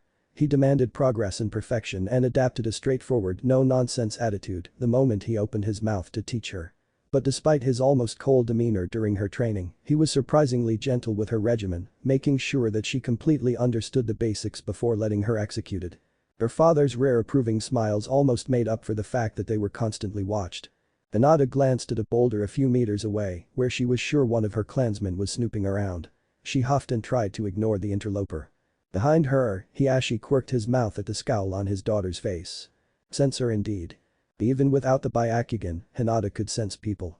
Hidden in the trees, lurking just behind the walls, and of course the blatant observation of an elder every week. They were all monitoring her progress, curious about his so-called genius heiress. Hiashi never mentioned them to his daughter, even though she knew they were there and was visibly irked at their presence. It would be a good observational lesson for her. Just to counter her habit of spacing out. A yelp from the boulder made him frown and dart sharp eyes at his daughter. It seems Hinata had gotten fed up with her watcher and had flicked her unique stinging jutsu at Daiki. Just last month, the clan had a field day when a few of them had been assaulted with painful stings, angry welts appearing on their skins like they had been stung by wasps. Hiashi thought it was too coincidental that Hinata was in the vicinity every time a stinging occurred and had confronted his daughter after one of Hiyori's vases broke into pieces a few feet away from her. Hinata had mumbled something about magic and practicing, and so he had no choice but to sit her down and reprimand her for using her magical stinging jutsu. He was still not sure how she did it, but he made her stop immediately. The furor had died down despite the wasps not being caught. After all, only the more annoying elders had been stung. "Hinata," Hiashi said as Daiki began to look for whatever bug that stung him. "What did I tell you about using that jutsu?" "Not to," Hinata said with an innocent face. But he was annoying. "And yet, I told you not to. If you are caught in any way, there will be retribution." Hiashi frowned as Hinata lowered her eyes to the ground. He could tell she wasn't sorry though. Sighing, he wondered why the gods decided to give him such a stubborn, wily daughter. "Just return to your katas." "Hinata, enough." His daughter paused and looked at him, breathing tiredly. "That's it for your practice. Now ran a lap around the compound. You don't need to beat your time. Just treat this as your last exercise for the day." She nodded, bowing at her father before sprinting away. Hiashi gestured to the servants to arrange the training ground back to normal, waiting for his 3-year-old to return from her run. It had been 2 years since Hinata activated her Byakugan. A fruitful 2 years since then, and his heiress had shown far more promise than ever. He and his wife decided to tutor her themselves, since Hiyori had little to do aside from governing the household, and Hiashi wanted to monitor Hinata's progress himself. Their daughter showed much eagerness to learn and had the curiosity of an inquisitive kitten, getting her tiny fingers into anything and everything she could learn. After Hinata's first birthday, Hiashi appointed Ko, one of the main house members, to instruct Hinata with basic shinobi lesson. It took only 3 days for the girl to memorize every shinobi hand sign. Her fingers were too little to properly form each symbol, but Hinata was still able to distinguish each one perfectly. Hiyori had then started her on with numbers, reading and writing. It took a day for Hiyori to realize that their daughter had no problem grasping numbers at all, and so she dedicated her time for Hinata to learn reading and writing instead. Hiashi had been surprised but relieved to know that his daughter found difficulty in writing basic hiragana and katakana. The fact that his daughter, who was 2 at that time, finally found something that truly stumped her was a little relieving. Hinata's writing progress continued to be slow for weeks, which made them curious as to what was taking her so long to copy down such basic writing exercises. Imagine their surprise when they realized that Hinata was not simply trying to mimic what was printed on her paper, but was genuinely trying to figure out the meaning behind every character.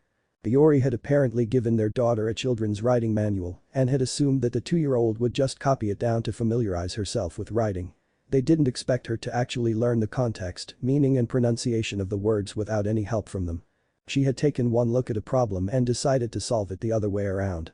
Hiashi still wondered what was going on his daughter's head sometimes. Hinata still tended to mix her characters, and her writing was like wobbly scribbles at 3, but she was absorbing the material at an astonishing pace now that she knew the sounds behind the words. Hiyori suggested on starting her with kanji and calligraphy already.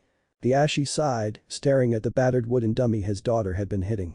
Hinata was not like any other children he had come across. She hadn't needed their help in doing most of her firsts. Her first walk, her first words, and unlocking her chakra and Byakugan wasn't accomplished with his or his wife's aid.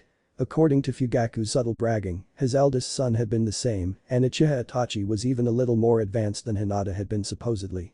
Hiashi had no idea how Fugaku adjusted to the idea of a genius child. It was like walking a thin line between treating Hinata as an adult while remembering that she wasn't even above his knee yet. Then again, Fugaku didn't quite adjust as much as treating his own son as a war machine and throwing him at the first line of fire. Which he was definitely not doing to his own daughter. "Usama," Hinata called as she rounded the corner, short hair disheveled. Sweat was beading on her forehead and she seemed to struggle to catch her breath. "I'm done with my run." "Good."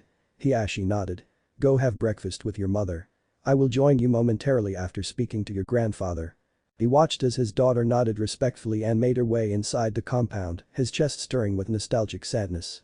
His daughter was growing up, whether he liked it or not. And it was time to impart to her one of the more painful realities of being a Hyuga. Iori hid her distress with a smile as her daughter trudged inside the house tiredly. She had first protested her husband's idea of training Hinata physically at such a young age, but her daughter seemed to revel in the attention Hiashi gave her and didn't mind the wounds she got from being knocked around. "Honestly, with the way you tumble around the training field, Hinata-chan. My child is so unfeminine." Hiyori said with a sigh as she dabbed medical cream on her daughter's blooming bruises. "I can be cute," Hinata said, pressing gauze on a particularly ugly welt on her knee. She looked at her reflection on the mirror and thought of cute things. She was as small as a krupp and her hair was like a fluffy pygmy puff. Krupps and pygmy puffs were cute, right?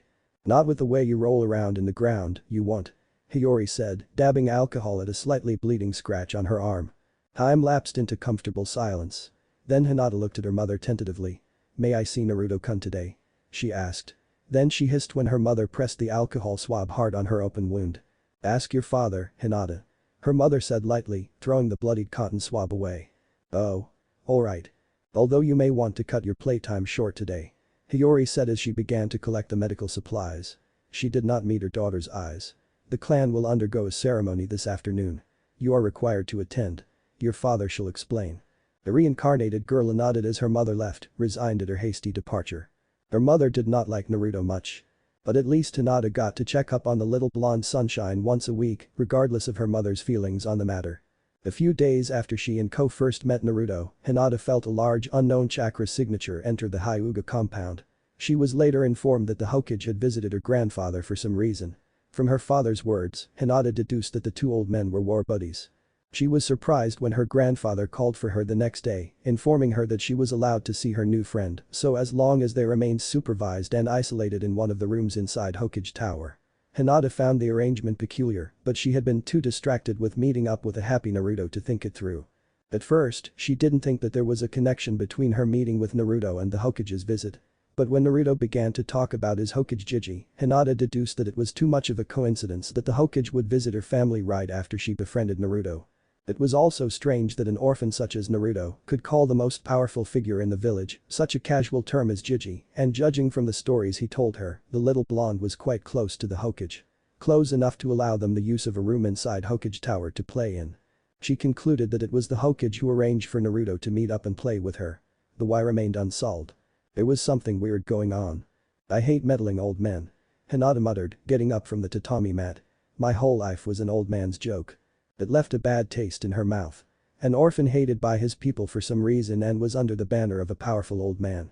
Naruto was turning out to have a lot of similarities with Harry's child self than Hinata was comfortable with. She just hoped that the Hokage was less of a morally skewed bastard than Dumbledore had been. "No, Naruto-kun," Hinata said patiently, guiding his hand on the paper. "See here. That little curve you make at the bottom turns it into the me character. If you write it straighter it should turn it into the correct one, nah." "But Hinata-chan," Naruto protested, scratching the back of his head with his pencil. "They look the same, Databeo." Hinata twitched at the word tick. There was a cough at the side and she sent a dry look at the masked man assigned to watch her and Naruto for the day. "I'm glad you find this funny, Anbu-san." The bird mask shinobi shrugged unrepentantly and melted back to the shadows. Hinata turned back to a pouting Naruto. She had this argument with him 1,000 times already, so she just smiled and patted his head. "The other words I made you write were also hard. But you got them correctly already, right?" "Yeah," Naruto grumbled, looking at his worksheet. "Like the Tsu and Shai and the Sa and Kai but," he moaned, flopping down on the floor. "It's hard. They all look the same." Hinata chuckled, watching her would-be student fondly. Honestly, she missed this kind of thing. Teaching had been a joy for her in her past life, ever since Hermione persuaded her into tutoring the DA. After the war, she gained an appreciation for knowledge to stave off boredom, and it soon evolved into imparting it to students, both to Muggle and magical alike. Although she could hardly recall their faces now, the satisfaction of influencing pupils even just by a little bit was still fresh in her mind. For some reason, however, she got roped into teaching Naruto ever since the blonde saw her worksheets inside her backpack. She had been hesitant at first, confused at how eagerly he pleaded, but after learning about how he never had anyone teach him anything before and how the matrons would bar him from attending even the simplest math lessons they gave all the orphans, Hinata became determined to teach him herself. He found it a little difficult to concentrate, but he was eager to learn, and there was no better student than one who strived hard. "Alright then, Naruto-kun. If it's a little too hard for you, you can go back to some stroking drills here," Hinata said, pulling out another worksheet, this one much simpler. The blonde happily pulled the paper to him before pausing to stare at her. "Nah, Hinata-chan." Hinata blinked. "Yes, Naruto-kun." The blonde nudged the worksheet in front of her curiously. "Why does your paper look weird? More inky." "Oh. This is kanji," Hinata said. "Kanji is harder than hiragana and katakana. I'm just starting on it today." "Harder?" Naruto blanched. She laughed at the look on his face. "Yes, Naruto-kun. But kanji is easier to write and understand once mastered." "How is that easier to write?" Naruto said dramatically, pointing an accusing finger at the complicated worksheet. "It just is," Hinata said, knowing that it would just evolve into a much harder explanation if she elaborated. "You'll see how it is once you finish your hiragana." The blonde grumbled, shooting dirty looks at her worksheet once in a while. She shook her head in amusement and went back to her paper. Giving out a happy sigh, Hinata traced the different complex symbols in front of her. The mere sight of it made her hum in anticipation. When she had been 2, she spied her father studying an odd-looking scroll with beautiful-looking characters flowing through the paper. Hinata had been odd at that time and tried to touch it. Her father had snagged her hand at the last second and harshly berated her for almost touching what she now knew was an explosive tag. Her father's words had been unforgiving, scolding her about possibly blowing her arm off, but what really registered in her mind was that the simple piece of paper sitting on her father's desk had the capability of exploding within a radius of a few feet. Chakra could be incorporated with ink. And paper. Like runes. Sweet, sweet runes. The raw lifeblood of her magic. In Hinata's humble opinion, runes had been undervalued by the wizarding world, rarely used or even seen. But then again, it had been an obscure art that would take further studies to pursue, and even Hogwarts only offered the introductory lessons for ancient runes. But back when wizards didn't have wands or any kind of focus for their magic, they used symbols of power. It was Bill who awakened her curiosity on runes, telling her stories of his tomb raiding expeditions for Gringotts, of the ancient signs the Egyptians used to etch on their pyramids. Magical seals that took years of unraveling, embedded codes that contained all kinds of nasty curses, ciphers that summoned the power of their ancient gods. It fascinated her how mere ink, paper and a few strokes of a hand could power shields and fuel curses that could last 1,000 years. The sheer versatility of runes was vast, and the subject itself was grueling to learn. She had delved into the study after Bill had left him his notes and his will, and her appreciation for the art still continued to this day. And so, she was beside herself when she realized that runes had a chakra equivalent in this world. Fuinjutsu. The art of sealing. Unfortunately, Hinata's only knowledge of Fuinjutsu came from her father, who told her in a few short words that it existed, was dangerous, and very rare. Just like runes, it seemed that Fuinjutsu wasn't very used often. But she knew where to start, at least. Writing. All runes were written, and so was Fuinjutsu. If runes had the Futhark alphabet, Fuinjutsu must have its own set of character system. Judging from the quick glimpse she had of her father's explosive tag, she suspected that it had been written in kanji.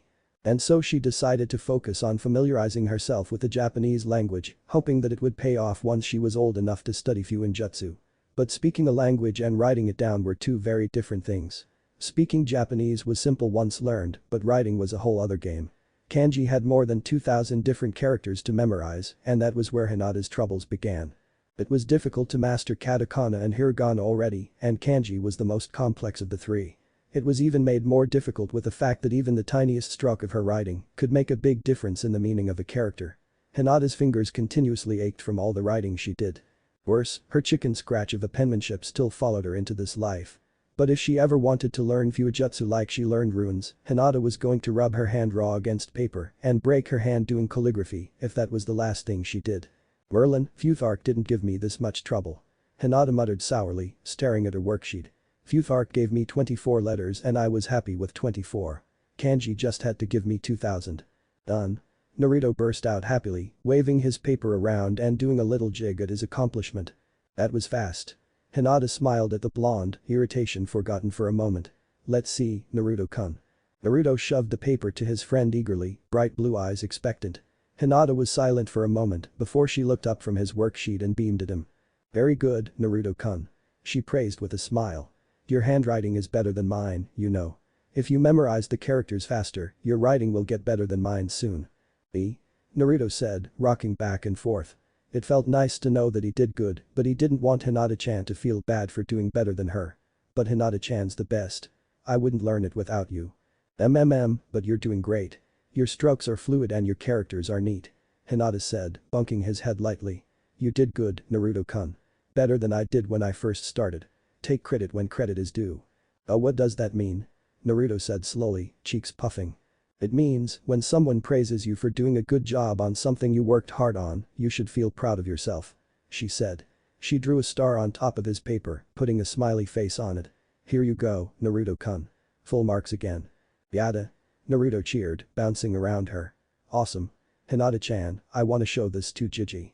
We can see him this afternoon. You've never seen him before. He treats me to ramen a lot, if you come he might treat you too, to Bayo.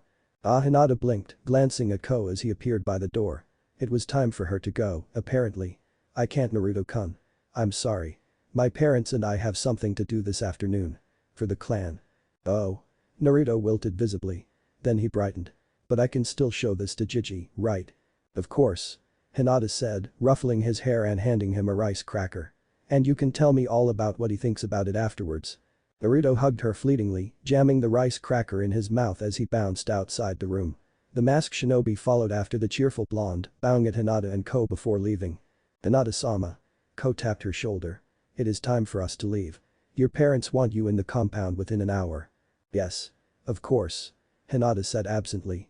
She gathered the sheets of paper to her and stuffed them into her bag. Ko? What do you know about seals? The young man paused, giving her a wide-eyed look. Seals, Hinata-sama. I've been practicing with my writing, you see. And well, Hinata shrugged. Never mind. Sama won't allow me to anyway. Best wait until I get my bloody height back. And once my handwriting looks readable at least. She walked out of the room after her mutterings, not noticing that her caretaker had a disturbed look on his face. Hinata breathed in and out, centering her body and attempting to control her chakra into a regular rhythm. She stared at her mother's empty garden, the silence almost making her ears ring. She was alone again. After returning back to the compound from meeting with Naruto, she was swept into a bath by her mother, stuffed into heavy training clothes, and then ushered outside their wooden porch to wait. Wait for what, she had no idea, and she had been sitting in idle boredom for an hour already. So she decided to make use of her free time to experiment with her chakra. Hinata straightened her back, smoothing her lap as she took another breath. While she had not gained any fighting discipline during her past life as Harry, she did have some knowledge on chakra.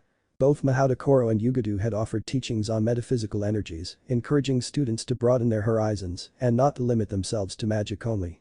Hinata was unsure if wizarding lessons on chakra could be applied to the chakra that existed in this world, but it wouldn't hurt to try. Her grandfather described chakra as powerful. While it was a broad definition, it certainly was true. But Hinata also knew that there was more to it than that. There was more to chakra than just making it flow through her hands and sticking it on walls. Chakra is the result of both spiritual and physical energy forming together in harmony. Unlike magic which could only be possessed through lineage, even Muggleborns were proven to be descended from squibs. Chakra was not as selective because it existed everywhere. It was present in the surroundings and fueled every conscious being. Or at least, that was what the wizard monk Harry studied under said. Chakra, or living energy, flows through the 7 centers of our body, pure and unsullied. However, these energies get blocked by emotional turmoil and in turn, unbalances our chakra. In order to regain harmony, one must learn to overcome these turmoil and open the chakra pathways. Hinata closed her eyes and eased her shoulders. If she remembered it correctly, the first pathway was the earth chakra, centered at the base of the spine. She focused her mind on her coils. Mistress. Hinata was jarred out of her seated stance, unnerved at the loud, echoing voice inside her mind. Death. Hinata blinked. 2 visits in a day from her companion. That was odd. Mistress. The entity repeated, coalescing in back of her mind with a flurry of shadows. You are attempting to open your chakra pathways.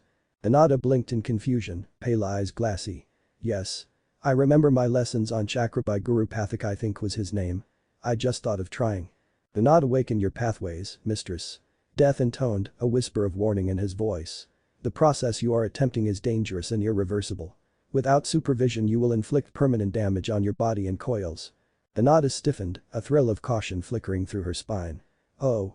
I didn't know it was that risky. Few people do. Death hummed. There is no turning back once an attempt is made to open the chakra pathways. It is a draining pursuit that cripples inexperienced fools. Hinata cringed at the subtle reprimand in Death's voice. So it's not possible for me then? I guess the magical world's beliefs on chakra is obsolete here. Now when did I say that? Death sounded amused. It is very possible for you to open your chakra pathways, just that it is very difficult to do so. None have attempted this procedure ever since the time of the sage. Time of who? Hinata thought, prodding Death as she tried to enter her mindscape. She frowned when a rush of dizziness assaulted her head. Death. What? I can't enter my mindscape. Another dilemma. Death chuckled. You are too young to properly form your mental world. No, mistress. Was the reprimand when Hinata made to protest. Yes, your mind is more than established. But I am referring to your physical state. Your brain has yet to develop fully, as such you experience discomfort when you try to force your way inside your mind. Ah, Hinata thought with another bout of disappointment. Well, bugger. Too young for everything, huh? The process of opening your chakra pathways can be done, if you wish. You need to perfect your meditative exercises however, as well as your physical form.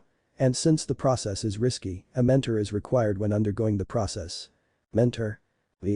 Death said, and Hinata could almost see the faint smile on the entity's face. I shall be your guide if you allow it. Oh. Hinata thought, perturbed. If it's alright with you, I'd be grateful. Of course, mistress. As always, I am in your service. Hinata blinked at that before shaking her head. It seemed that she was talking more to the Shinigami than her old friend this time.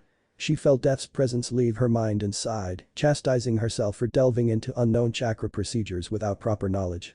She only had theoretical lessons in Yugadu after all, never practical. A small movement to her left caught her eye, and she turned her head just in time to see one of her mother's hydrangeas quiver. Hello, Hinata called at the bush. It rustled and she could almost feel the slight hesitance coming from it. She laughed and cupped her hands to call out. I won't bite.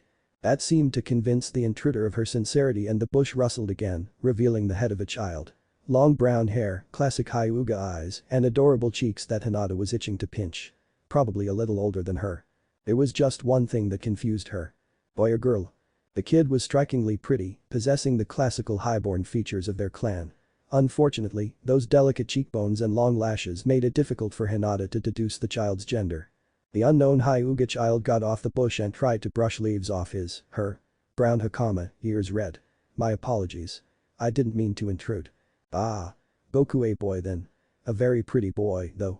Hinata smiled at his politeness.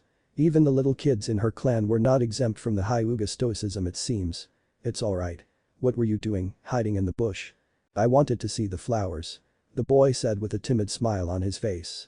Androgynous features aside, his face looked familiar somehow. Mother loves flowers. Oh? So does mine. This is her garden. Hinata said as he approached her. She patted the wooden floor beside her in invitation. But you know the cold season is starting already, right? There aren't any flowers. Everything's wilted right now. It had snowed right after her morning practice with her father. The weather had chilled and the air was heavy, promising a biting winter in the next few weeks. Naruto had been pretty excited with the promise of snow. Man. The Hyuga boy nodded as he sat, pale eyes beaming at her.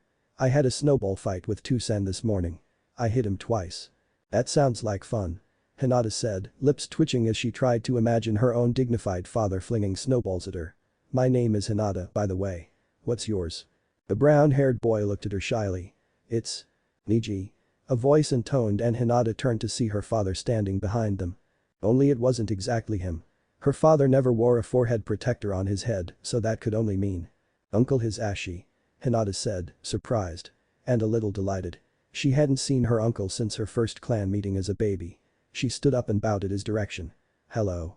A flash of surprise entered his eyes. Then he nodded in acknowledgement. Hinata-sama. She frowned at the formality, but before she could open her mouth, her little intruder smiled at her uncle. Father. Hinata made a surprised noise and gaped at the brown-haired boy. Oh. Your Uncle Hisashi's son. That was why he looked familiar. He was practically a child version of their fathers. And that meant she had a cousin. A first cousin even. She liked him loads more than Dudley already. Yes, Hisashi said, placing an arm on Niji's shoulder. Hinata-sama, this is my son, Niji. Niji-kun, this is your Uncle Hiashi's daughter and the heiress of the Hyuga clan, Hinata-sama. You may address her as Hinata-hime. Hinata grimaced as Niji's eyes widened at her excitedly. Hime. You're a princess. You're a really pretty one. Hinata stared, fighting the urge to say that he was actually prettier than her and was more suited to be called a princess. Instead, just call me Hinata please. Or Hinata-chan. You too, uncle. Her uncle's face was undecipherable for a moment before his mouth softened into a smile. Very well, Hinata-chan. But I want to call you Hinata-hime, Niji said, brows furrowed. You don't have to call me that. Hinata said, cocking her head at him. Only Ko called her Hime, and that was only because she couldn't make him stop. She may be resigned at being female in this world, but since she was actually a grown-ass wizard, she wasn't fond of girly nicknames. We're family. Just call me Hinata. I can't do that.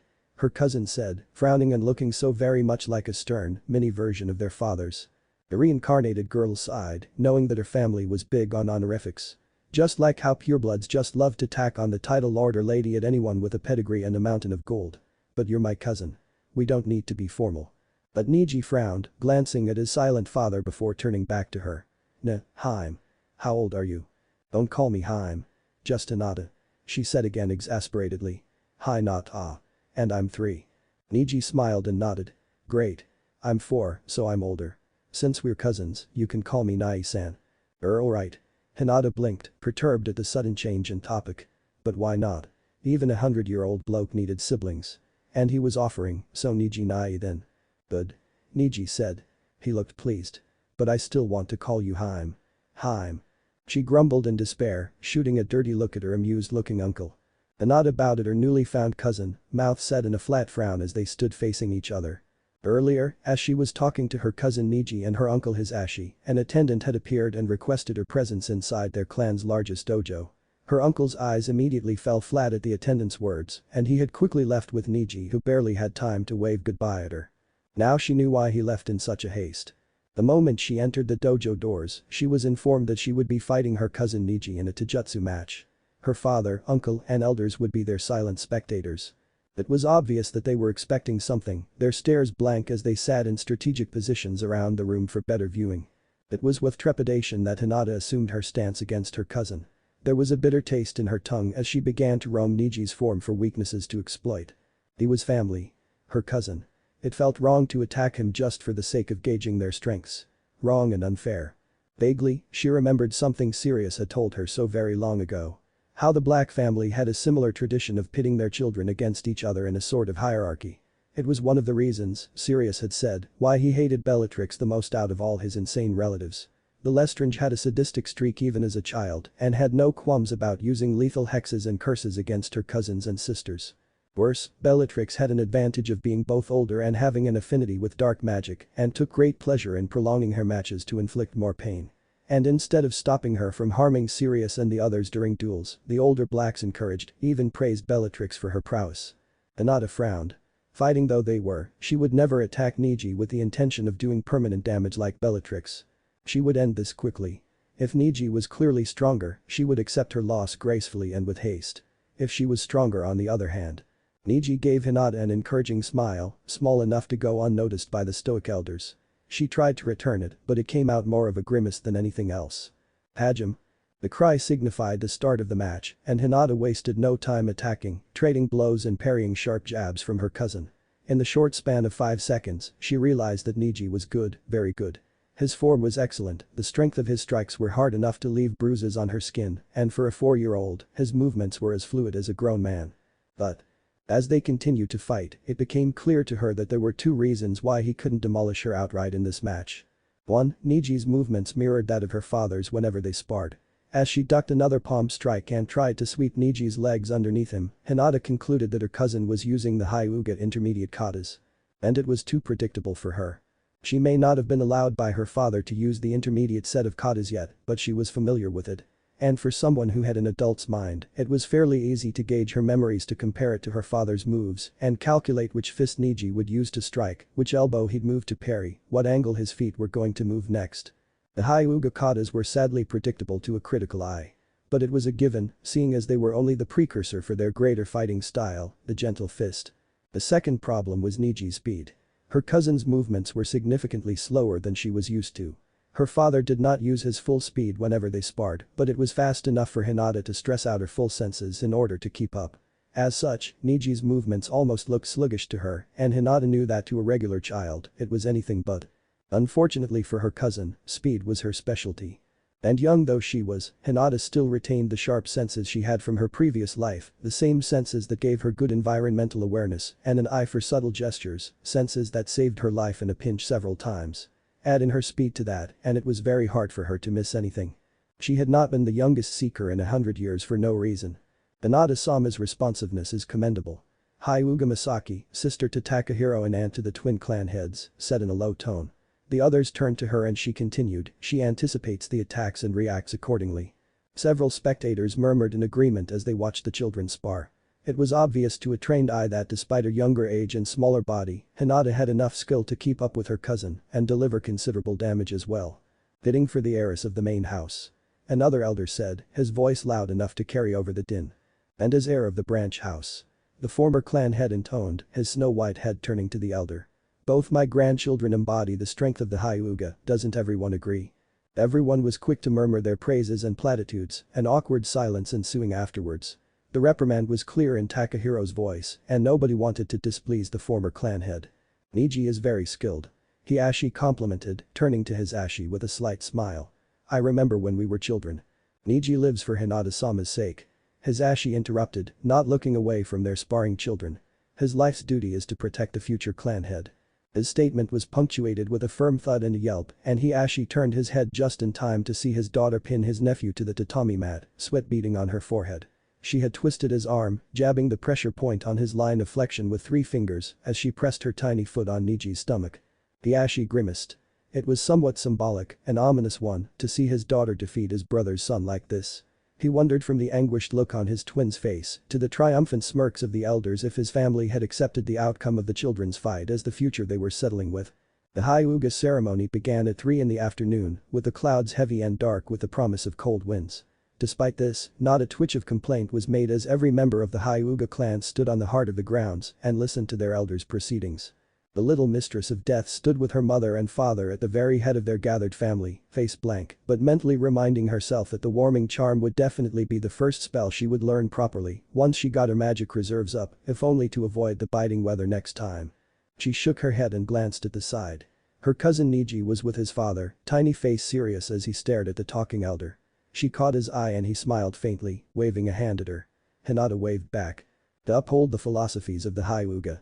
As one clan we dedicate our devotions to our family and the village we serve. Therefore it is an honor to carry the symbol of our sacrifice, and the mark of tradition followed since the era of the warring years. The silence followed the speech before Hinata spied her uncle Hisashi leading Niji to the front. A few more Hyuga children and their parents followed in her uncle and cousin's footsteps, and Hinata watched in trepidation as they stood in front of her parents and a few other relatives. As one, they bowed deeply. Confused, Hinata glanced at her father's stone-faced figure. "Kusama." "Hush, Hinata." He tightened his grip on her shoulder. She watched as her uncle led the parents and their children inside the main house. There was a solemn air around everyone and Hinata was filled with a sense of foreboding. What in the name of Merlin was happening? They all came back with a swath of cloth wrapped on their foreheads. Hinata stiffened at that, eyes sweeping her gathered clan, only realizing at that moment that most of her relatives hid their foreheads with either their hair, a protector, or a cloth of some sorts. It was only when the procession of teary-eyed children came trailing out of the hall did she realize that with only a small exception of her parents, grandfather, and a few other choice relatives, every single one of the Hyuga had their foreheads covered. Uncle Hisashi and Niji appeared last of the group. Her uncle's face could be carved from stone, even as Niji put on a brave face and tried to smile for his father. He was not crying, although his eyes were red-rimmed and he seemed to be shuddering once in a while. He looked pained. Hinata opened her mouth, confused and furious at the thought of children getting hurt, but before she could blurt out anything, her mother pressed her head down in a forced bow and pushed her gently to her father once she straightened up. "Dusama. What happened?" Hinata asked the moment she was alone with her parents on the porch of their house. "What happened to their foreheads? Is Niji hurt?" Her father stiffened at that and he gave her a sharp look. "What do you mean, Hinata?" "Their foreheads were wrapped," Hinata said bluntly. Did her father think she was blind? There was no way she could miss that. The children were crying. "And I just noticed it now, but every person in the clan except for a few of us hide their foreheads." The Ashi sighed and inclined his head at his wife, who nodded and left. He sometimes wished his daughter wasn't so intuitive, but this conversation was inevitable. He knew his daughter would be difficult. Hinata had a fair sense of justice and refused to bow down to pressure, as demonstrated on how she befriended and defended Minato's son, despite the ill rumors surrounding the boy. One of the reasons why his father agreed to the Hokage's appeal for Hinata to play with the blonde orphan was because he caught his granddaughter rehearsing a speech to meet the little Uzumaki again. Takahiro had found it amusing how Hinata had stood her ground and said that she disliked how a child her same age was being treated so unfairly by adults. The Ashi could see so much innate goodness in his daughter that it made him mourn how skewed her view of the world would be in the years to come. Which was why he did not look forward to explaining their family's hierarchy to her right now. But he had to, so he would. She needed to be hardened for her sake and the clan's. "What you saw, Hinata, was a sealing ceremony." Hiashi began quietly as they sat down in a seiza. "What was placed in those children's foreheads today is a brand, a seal that protects our Dojutsu." Hinata blinked pale eyes at her father. "Oh. A brand in the forehead, huh? A brand that protects." She grimaced and ghosted her fingers on the top of her skull. It's been years since she lost her iconic scar, since even as Harriet had long since faded with Voldemort's death, but it had been as much of a brand as it was a protection. The lightning bolt scar she had in her past life was both the hand movement for the killing curse, as well as the runic symbol for Soilo, the rune of success. Both a mark of Voldemort's attempted murder of a baby and a symbol against harm. The new seal on her cousin's forehead was a form of protection as well apparently, or so her father says. "What does the seal do to protect, Tusama?" she asked with the interest of a former runic practitioner. Her father seemed to hesitate before replying. "The seal destroys the Byakugan upon death. It is a precaution against the theft of our eyes. In the event of a battle, after a Hyuga dies, the seal will release a pulse of chakra and direct it to the body's eyes to destroy the Byakugan's capabilities, preventing anyone from taking it and implanting it on another person." Hinata stared. "What?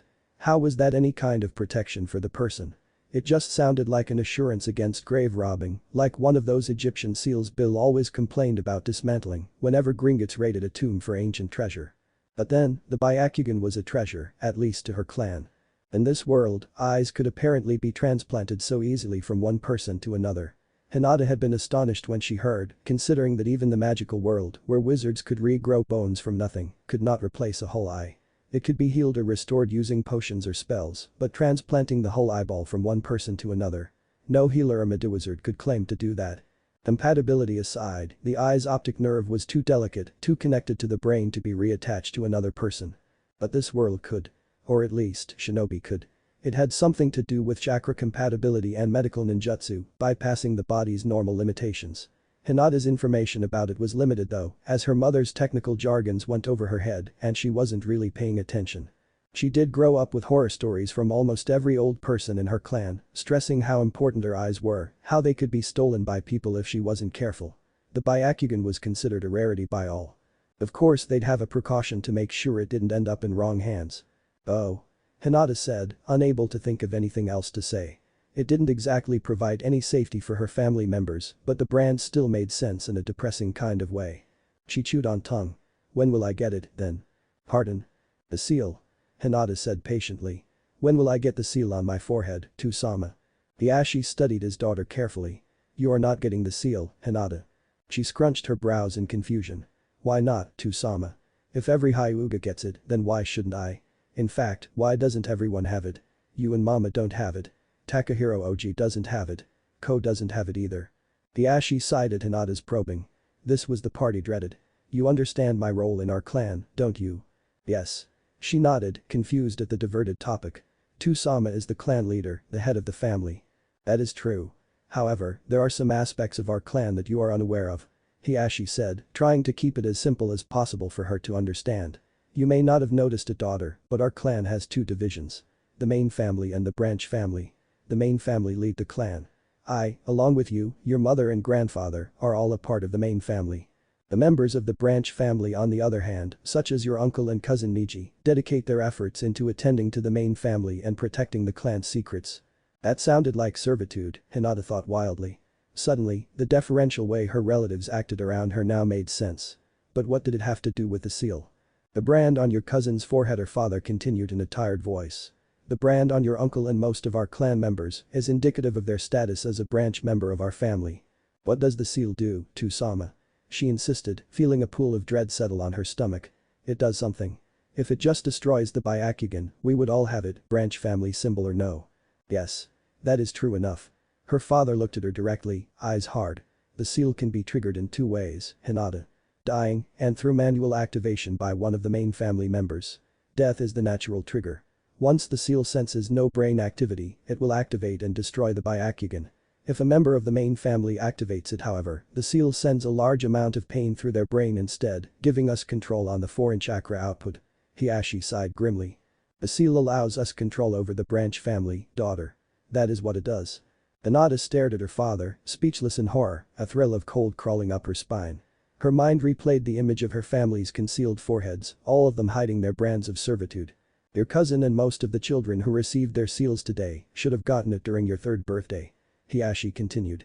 The elders postponed it for a few months and decided to proceed with it today. She felt sick. Those kids were supposed to be branded during her birthday. Like some gift to her or something. The seal was a damn slave mark. There wasn't any other word for it. It was practically forcing more than half of her family under the service of a selected few. What kind of bloody minfickery was this shit? Even the wizarding world wasn't this twisted. A sly voice drawled inside her mind. Well, there were the more barbaric magical societies. But no.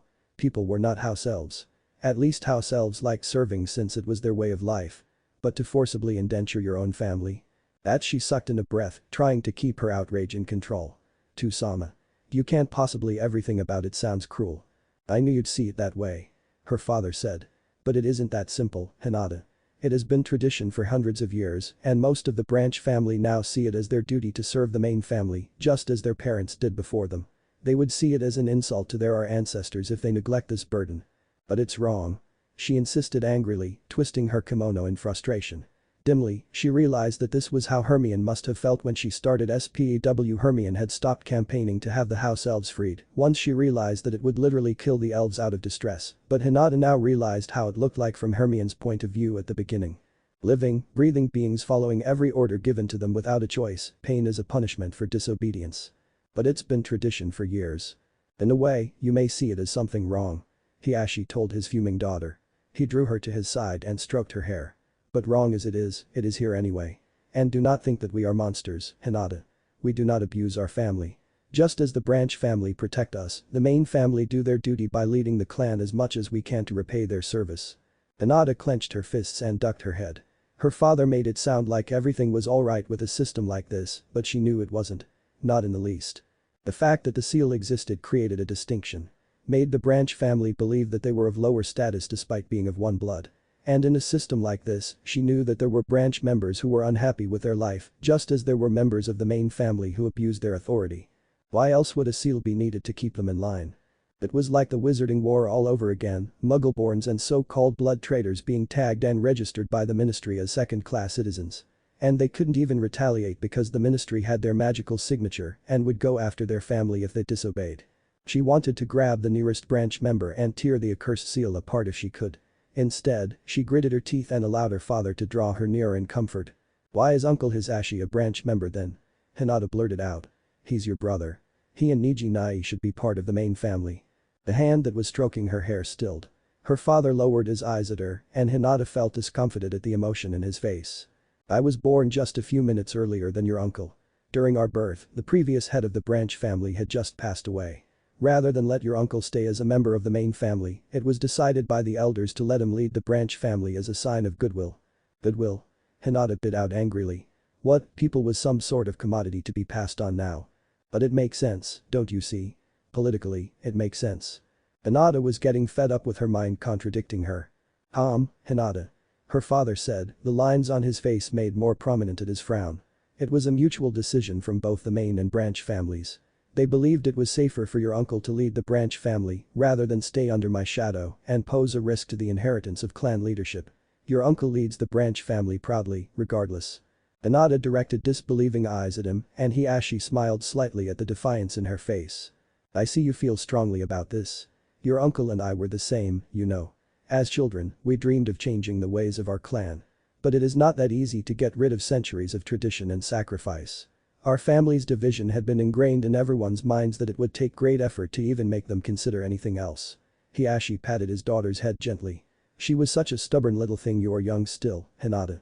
Only time will tell if you can make a difference. But as of the moment, despite your status as heiress, you are a child and your opinions will count against you. I ask that you keep your beliefs to yourself for the moment until you have the power to stand your ground. Hinata opened her mouth to answer, but a creak of wood made both of them look up in surprise, having been too caught up in their discussion to sense someone approaching. Hisashi. Her father said in acknowledgement and Hinata straightened up from her father's side as her uncle and cousin drew closer to them. Ainyu? Hisashi nodded. There was a neutral look on his face. My son wanted to see your daughter. He led Niji forward and Hinata brightened as her cousin waved at her tentatively. His head was still bandaged, but there was a smile on his face now, albeit hesitant. Hinata smiled back, uncertain if her cousin had an idea of what their family just did to him today.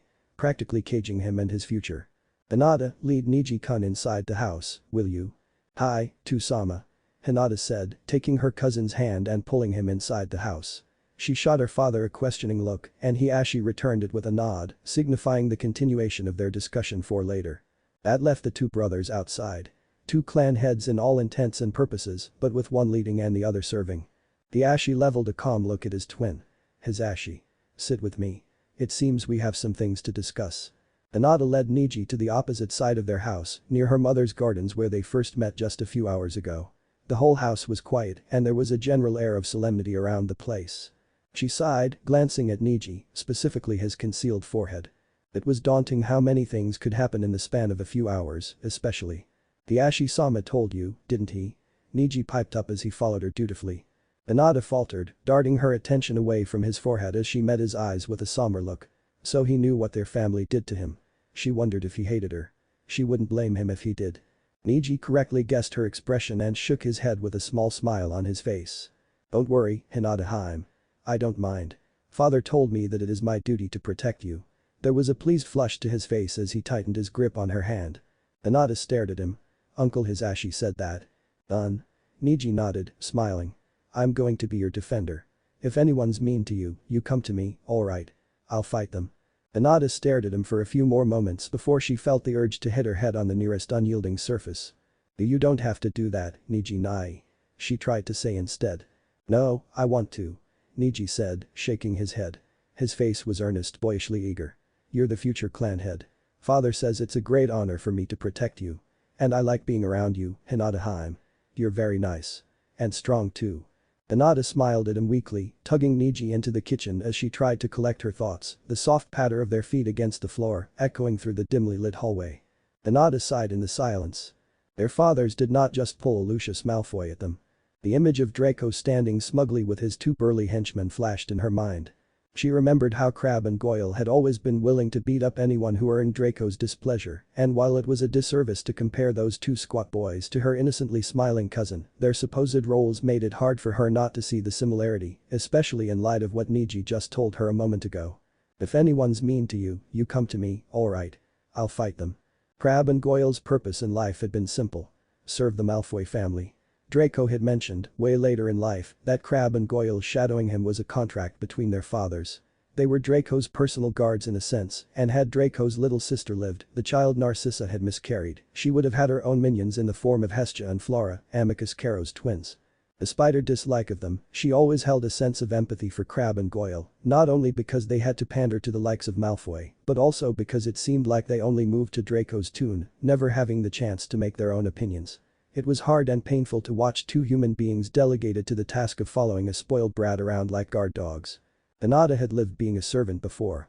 She knew how it felt like, following the orders of another without any choice, feeling trapped, as if there was nothing to your life except being under the thumb of someone else. She remembered the ache of her back and the sun's sweltering heat, her hands mechanically digging into Petunia's flowers as she tried to work as fast as she could, if only for the chance to get back into the house and rest her body and eat whatever leftover they were kind enough to leave for her. And while she knew that the Branch family's fate may not be that bad, she wasn't sure, and she still believes that there are some who think of it as a chain, pulling them back from achieving their true potential. No way was she allowing Niji to experience that kind of insult. He saw it as an honor right now, probably proud at the thought of protecting her like a knight, but she knew that he would resent it someday. Resent her someday. And Hinata was not willing to let that happen. Her cousin was brilliant. His purpose in life was not about to end at just guarding her. She'll find a way to abolish the seal, one way or the other. Oh? What are you two doing here? Niji tugged her hand to a stop and Hinata blinked at the figure of their grandfather standing in front of them, peering at them kindly. They bowed in automatic response. Aji-sama, they said at the same time. Surprised, they looked at each other and smiled at the unison. It brings joy to my heart to see my two grandchildren getting along. Takahiro said, the wrinkles at the sides of his face deepening as he smiled. I've never had the chance to speak to the two of you together, have I? No, Aji-sama. Niji spoke up for the both of them. HMPH. I'll have to ask the two of you for tea with me someday, then. Takahiro said. One day, when these bones don't ache too loudly anymore. Niji nodded gravely, and Hinata was silently amused at how he reverted back to his Hyuga stoicism. It was sort of cute, reminding her a little of Teddy's face whenever he was told to choose only one of hundreds of Honeydukes chocolate flavors. Honeydukes, there's an idea. Hinata tilted her head to the side, surprised at seeing the figure of Ko behind their grandfather's back. She waved her hand at him, and her caretaker returned her greeting with a nod. Where are your fathers, Niji-kun? Hinata-chan. Their grandfather asked, bringing a hand down to both their heads. At the east side of the house, talking, Aji-sama. Hinata answered. Ah. Those two are finally talking, I see. There was a satisfied look on their grandfather's face. Very well. I suppose I'll check up on them right now. He turned to leave, Ko following behind him, but then he looked back, aged eyes thoughtful. I've been receiving reports on your studies, the both of you. You've been doing well. Takahiro smiled. Especially you, Hinata-chan. Ko has been keeping me up to date with your interesting progress. I must say, I'm very proud of you too. I look forward to the things you'll come up with someday. And with that, he left with Ko, leaving Hinata to wonder about the odd twinkle in her grandfather's eyes. One Hinata meeting Itachi and Shisui through murder birds. Scenario. Little Niji and Hinata walking in the snow meets a special murder bird. Hinata was about to leave when a tickle of foreign chakra brushed her senses. Startled, she almost tripped on a rock as she whipped around for the source. There was no one but her and her cousin around the clearing. Strange. Caw. This time both she and Niji stopped, boots crunching in the snow. They looked at each other before darting their eyes at the croaky call. There. Niji pointed with wide eyes, scampering towards the large black thing nestled on a snow-topped bush. Wait, Niji-nai. Hinata called, hurrying to him. He ignored her and stopped only a few feet away from the avian, staring at the oddly serene bird. It was a crow. Hinata was instantly wary. The crow in front of them was no ordinary bird. For one, it was abnormally large. Hinata could also sense chakra thrumming through the avian, and the way its black eyes swiveled at them considerably made her believe that it was intelligent. But that wasn't the cause of her wariness. No, it was more about the fact that crows were messengers of death. And being the mistress of death, she had a very peculiar effect on creatures that symbolized demise. They could sense death's presence draped on her like a veil. It made them unhealthily curious. She remembered how dementors had followed her around before she made the habit of keeping her patroness out to drive them away. Lethifolds would creep on her bedding before she freaked out and pleaded death to ward them away. Wild Thestrals didn't mind her getting close despite the claims that they could bite a man's head off if spooked. She even had a Nundu that she kept around for months, only parting ways with it when it found a mate. She named it Bob. She didn't know what magical creatures equated to in this world, but she bet that a crow with chakra coils was a damn near one. She was also unsure if the blatant curiosity of deathly creatures followed her to this world, considering she never encountered one in this life yet, but since she was still mistress of death, she was going to go with. Caw. Yes. Yes they did. Hinata grimaced. She didn't look forward to being followed by a crow everywhere. The large bird shuffled its glossy black feathers, cawing loudly as it rocked back and forth, beady eyes trailed on the two of them. Niji took a wary step in front of Hinata, but before he could shield her from view, the crow had lunged, faster than they anticipated. Hinata raised her arm automatically and barely registered the sharp sting before she saw the blood burst on her wrist. The crow's pointed beak had pierced her arm, dragging across cloth and skin to make a bloody gouge. She cried out in pain and retracted her injured limb away, snapping out her other hand out to grip her attacker.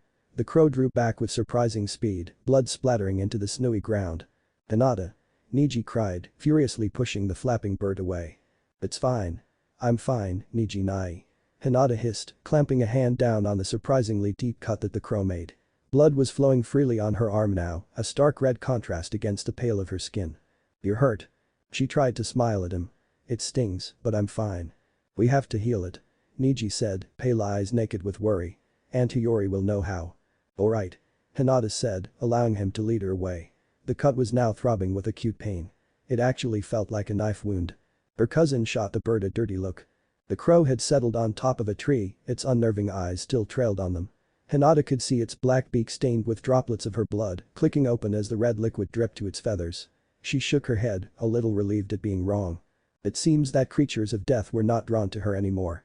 Long lashes fluttered open, revealing fathomless black eyes that slowly bled into a blood red. Tomo spun lazily as it took in the entirety of the image of Konoha at its winter daylight, a stark contrast to his dwelling place that was bathed in darkness. Here you are. A long-suffering voice said.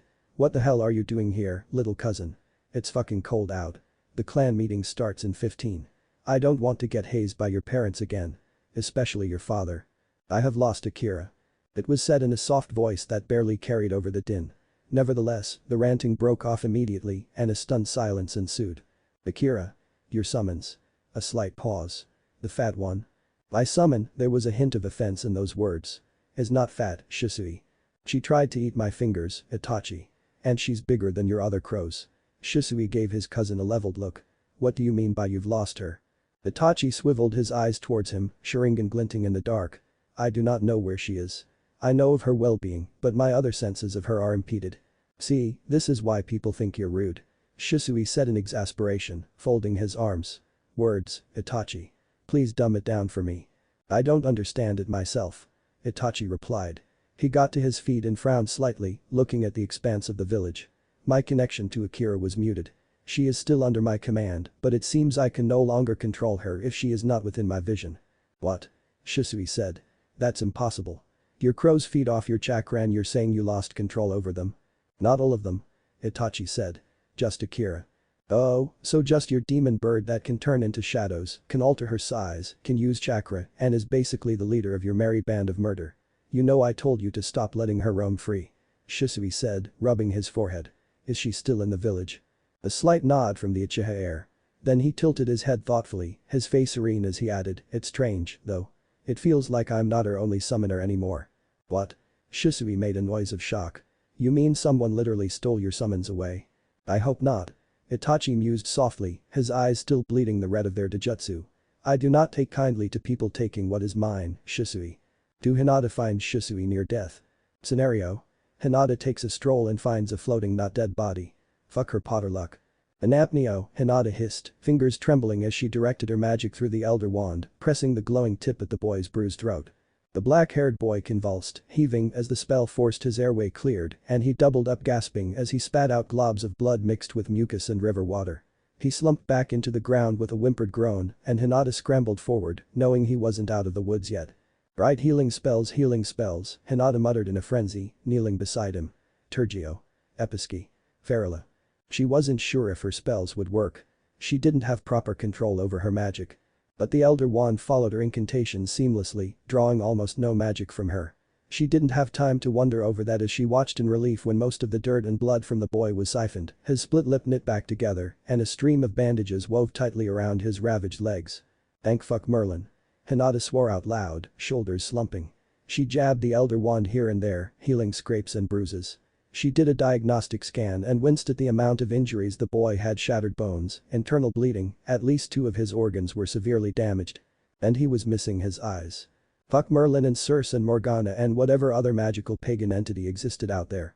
The boy was missing his eyes. And alright, Hinata knows that she shouldn't panic, shouldn't get hysterical. Merlin knows she'd seen far more worse things than a boy with no eyes, but she wasn't feeling very rational, and she'd heard a lot of horror stories from the Hyuga elders about finding dead people with no eyeballs, okay? And haha, here was one guy right now, straight out of old hag Masako's stories. No. I do not have clearance for this. I'm 6. I may have the mind of a grown-ass bloke, but I'm bloody 6. Shit didn't happen to me in the wizarding world until after I turned 11. Hinata said, releasing the elder wand with a clatter. I just went out for a walk, for Circe's sake. How did it lead to, well, this? She flapped her hand at the now unconscious boy with bloodied clothes and injured body, still half wet from his swim at the river. Hinata herself was soaked from waist down after wading through to drag the body upstream. She sighed, picking up her discarded wand, and tapped the boy's skull. She very firmly did not look at his flat sockets. Obscuro. She chanted. A black blindfold tightly wrapped itself around the top half of his head, leaving his nostrils free for him to breathe. Hinata meeting Homura, the Hyuga with horns. Who are you? Hinata said, staring at the imposing man floating in front of her. His face was austere, haughty almost. His long, waist-length hair was pure white, and there were a pair of honest Merlin horns protruding from his forehead. He was wearing archaic-looking robes that reminded Hinata of imperial royalty, and there was a pattern of 6 black magatama around his high collar. There was an otherworldly quality to his overall appearance, an ethereal stillness that made Hinata want to stop and gawk. He was a Hyuga, Hinata was sure, because he had the same pale eyes as she had. The Byakugan. The man seemed unsurprised to see her, his expression giving nothing away, except for the slight frown slanting his lips. Definitely a Hyuga, Hinata thought. Nobody could pull off an expression of Malfoy-like distaste like her clan could. Well, except for the Uchiha. They took sneering to a whole new level. Like Snape-worthy levels. Still, she was not familiar with the man before her, and she knew all of her Hyuga relatives by now. It wasn't possible for her to miss him either, as he stood out like a king among peasants. And those horns. I am Otsutsuki Homura. The man said in a refined baritone, flickering his Byakugan eyes at her. And it seemeth thee hath called me to thy side, little one. How strange. Otsutsuki Homura. Hinata recited, still confused. Alright, sorry to bother you, but I definitely didn't call anyone. Judging from his clothes and outdated way of speaking, he was a dead Hyuga. As in dead. Centuries dead. Hinata did not know why a possible ancestor of hers was randomly mucking around in her mindscape, and she was definitely not excited to find out. But thee hast called me. Homura said, still not lifting his eyes from her. Thy physical form might not hast uttered the call, but thy soul didst. Ah, my soul is sort of out of control. Hinata grumbled, looking up at him. As for calling you back, I do that unconsciously sometimes. After finding out that death ate the 4th fucking Hokage, Hinata was kind of used to spirits appearing in her mindscape willy-nilly. Didn't mean she enjoyed people barging in her private space, though. Just rude, really. But also partly her fault, so she let it go. The man named Homura made to speak, but he suddenly paused and adapted a look of consideration. Then a wave of warmth enveloped Hinata, only for a second, before she felt a tentative touch on her mind.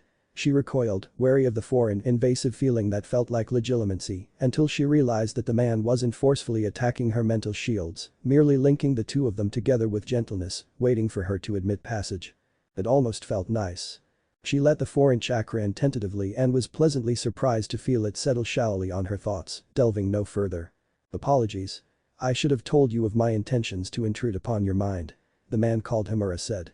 I merely thought that my way of speaking must have sounded peculiar to you, as your language was as foreign to me. No problem. Hinata replied, still stumped at his appearance. But what did you just do? It felt like Legilimen's mind reading. It is not mind reading. Merely a technique of ninju. Homura murmured, studying her with interest. You are an Otsutsuki, I believe. What now? Hinata said in bewilderment. She could feel death approach in the recesses of her mind. Good. Maybe her friend could make sense of this weird place and the weirder Hyuga with horns. An Otsutsuki. One of my descendants, child. The man said with a slight edge of impatience in his voice. Oh. No. I'm not an Otsutsuki. I'm a Hyuga. Hinata answered politely. But yes to the descendant thing, since I do have the Byakugan like you. Homura's expression cleared. Ah. I see. A child of Hasaseris then. You are the part of the Otsutsuki of Earth. If that's your translation of a Hyuga, then yes, I'm an Otsutsuki of Earth. Hinata said, deciding to humor the man. He had the Byakugan and he was obviously ancient, so maybe that's how the Hyuga were known as centuries ago. Otsutsuki of Earth. Such an odd name for a clan. To her surprise, he chuckled lightly. I see you are not aware of your origins. That would be Hasaseri's doing. He vowed to seal any knowledge there was about his brother's family living on the moon. Hinata stared. Right. The man was completely bonkers. Any idea on how to get out of here? She asked casually, inching away from the floating bloke with horns. Poor Himura's gift, wherein Hinata gets more power-ups and gets to spank transmigrants on her knees. WTF, death. Scenario. Hinata learns of Ashura and Indra. Also, death gives her homework. Himura sighed. I do wish for Hagoromo's sons to be at peace with each other. Not for their sakes, as I could care less about their squabbles, but for the sake of the rest of the world. The ancient demigod frowned. My older brother inherited much power from our mother, more so than I did, and his sons manifested the same potential. None of my descendants stood a chance against them, he eyed her meaningfully. Until now, that is. Bringing silence. Whoa. Hold on a bloody minute. Hinata said after a beat, eyes widening when it dawned on her. You're not pitting me against your brother's super-powered sprogs, are you?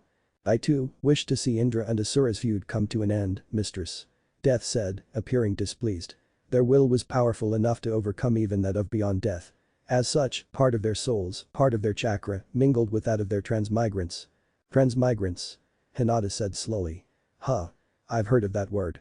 From Hogwarts, actually it's a soul inheritance of sorts. There was a teacher, a headmaster and grand sorcerer from the 60s whose magic and memories manifested in a boy during the 90s. Unlike your situation, it is not a full reincarnation. No mortal can deliberately enter their soul into the process of reincarnation. Not without my hand in it. Death said, emitting an air of haughty arrogance. And yet there are some souls strong enough to pass a part of themselves to whoever they deem worthy. That is transmigration. A powerful yet subconscious desire for their beliefs to survive that the closest souls inherit their will. A crude method, but a working one unfortunately. That sounds an awful lot like a Horcrux. Hinata said. Splitting their souls, damning themselves to accursed immortality. She elaborated at Himura's inquiring brow. The look of revulsion on her ancestor made her ease. It does seem like a Horcrux, although transmigration does not require any sacrificial murder and doesn't have any consequences. Death seemed to sigh. Unless you count the original soul being trapped in limbo, waiting for their inheritors to accomplish whatever task they left unfulfilled. That does sound like something my nephews could do. Himura murmured. They are my brother's children and my mother's first grandchildren. The grandsons of a goddess. Hinata said. Right, I suppose they have enough juice to continue their fights from the grave. She looked at Himura. But what about you? Why didn't you or your brother get transmigrated or something? You could have ended their feud yourselves. Spanked them over your knee or something. It is not that simple. Himura said. For one, I never dreamed and nor did my brother, I believed that Indra and Asura's bitter quarrel would continue throughout several lifetimes. Anija and I never fought as bitterly as they did and we simply could not understand how they could not get along as brothers did. His aged eyes turned pensive. And we were tired. At our final moments, we truly wished for rest and nothing else. He smiled at her. I do not remember the Pure Lands, but I could feel it in my soul. I know I resided there, along with my brother and wife and children. Hinata shot a look at Death. Pure Lands. Heaven, mistress. Death replied silently. Oh. Hinata blinked in realization. So you really have no regrets before you died? None at all. Himura said. I was content with my life. Guarding my mother. Protecting my brother's legacy. Transmigration depends on pure will. Death supplied quietly. If a soul is at peace, they have no reason to leave an imprint on the mortal plane. Indeed. Himura turned to Death. Hinata was slightly impressed that he did so with nary a flinch. I believe my brother and I are powerful enough to manifest our souls in the mortal realm. But to leave a transmigrant, we do not have the resolve. I see. Hinata sighed. It was clear that Himura was content in the Pure Lands. And she wasn't a bloody bastard. She wasn't about to force him out of his afterlife just to clean up after his nephews. And even though Himura's older brother was clearly more at fault here for not looking after his sons better, Hinata wasn't going to force this Hagoromo bloke out from his eternal rest either. Everyone who earned heaven shouldn't be ripped away from the peace they deserved. She could do it. Why not? Investigate moon people. Right. Then she'll find this Indra and Asura and give them a piece of her mind. Make them stop giving Death headaches. Himura looked at her with visible fondness, as if reading her mind. She sniffed and looked away. Also, it is not possible for him to intervene against his nephew's fates. Death suddenly spoke up. Fate has greater plans for Indra and Asura's transmigrants, well beyond their eternal conflict. Hinata deadpanned at that. Fate, huh? You don't use that word lightly. So prophecy. Prophecy? Merlin, damn it. I apologize for not being much of help. Homura said. I could only tell you of what I know. But perhaps yes, this may be of use to you. He lifted his hand and took her left palm. Their intertwined hands immediately glowed a dark purple, and Hinata drew in a sharp breath when power began to flood her body, dark and heavy, settling underneath her coils like a shroud on her magic and chakra. Death watched on silently as his mistress received her rightful inheritance. She was the Hyuga heiress after all. There was no one worthier to receive the demigod Homura's power than she who is his descendant. And yes, it was probably overkill. But so what if his mistress was stacked? More power to her, Death should say. Homura withdrew his hand from hers and Hinata swayed on the spot, feeling punch-drunk. She felt bloated and drained at the same time, as if she just ran out of adrenaline. She shuddered, lifted her hand to rub her eyes, and blinked when she something stamped on the middle of her palm. It was a black crescent moon. It contains my yin release. Homura said as she stared at it in surprise. Another inheritance I received from my mother, along with these eyes. I've Naruto. The last movie, except with a capable Hinata and 300% more Uchiha's. Extra warning for Shisui's blabby mouth. Scenario. Hinata gets kidnapped, much to her shame. Her boys try to get her back. Shisui despairs. I don't think you understand the enormity of this situation, Itachi. Shisui said, arms flailing and eyes wide as he sprinted beside the two brothers. We're on the moon. Inside a floating castle. Stabbing giggly creepy puppets while we run after Hinata-chan's crazy stalker who wants to marry her under a giant orb made of Byakugan eyeballs. Itachi's response was as flat as his mood. Your point. Shouldn't we have reached the batshit crazy meter by now?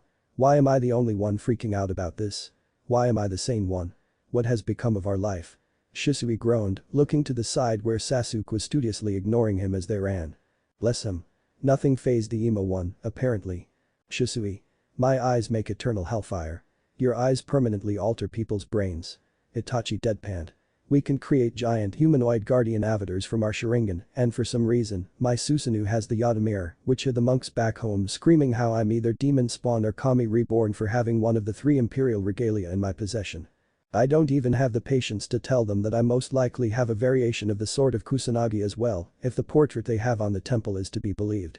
Forgive me for not being too enthused about the current situation. Sasuke snorted. Itachi was being talkative, which means he was still ticked off. Probably at the monk who poured sacred oil at his head to make Tsukiyomi's mortal form release the divine mirror. Point. Shisui muttered grudgingly. You might not be enthused, but you are murderous at least. I am. Itachi said calmly, and everybody knows that an eerily calm Itachi is a scary motherfucker. A blast of pure green chakra burst outside, visible from the castle window. The feeling of indignant fury emanating from the chakra told them that the Hyuga heiress was in just as a generous mood as Itachi. And that would be Hinata-chan. Using her weird sun Jutsu too. Shisui said, slightly fed up. Why is it that everyone he knew were such powerful freaks? Why was he such a powerful freak? Why couldn't he be a potato farmer or something? Then he wouldn't have to deal with Itachi and Sasuke's overprotective tendencies towards Hinata. Yo, Itachi. Maybe we should let her handle and he's gone. Guess it's just you and me Sasuo, sure leave me alone here too. You fuckers forget that I'm faster than both of you. Shisui grumbled some more before following after the two. Can't beat him. Join him. After all, he's just as fond of the messy-haired girl as his cousins were. What if Naruto starts a clan in Harry Potter end here, and thanks for watching my video till the end.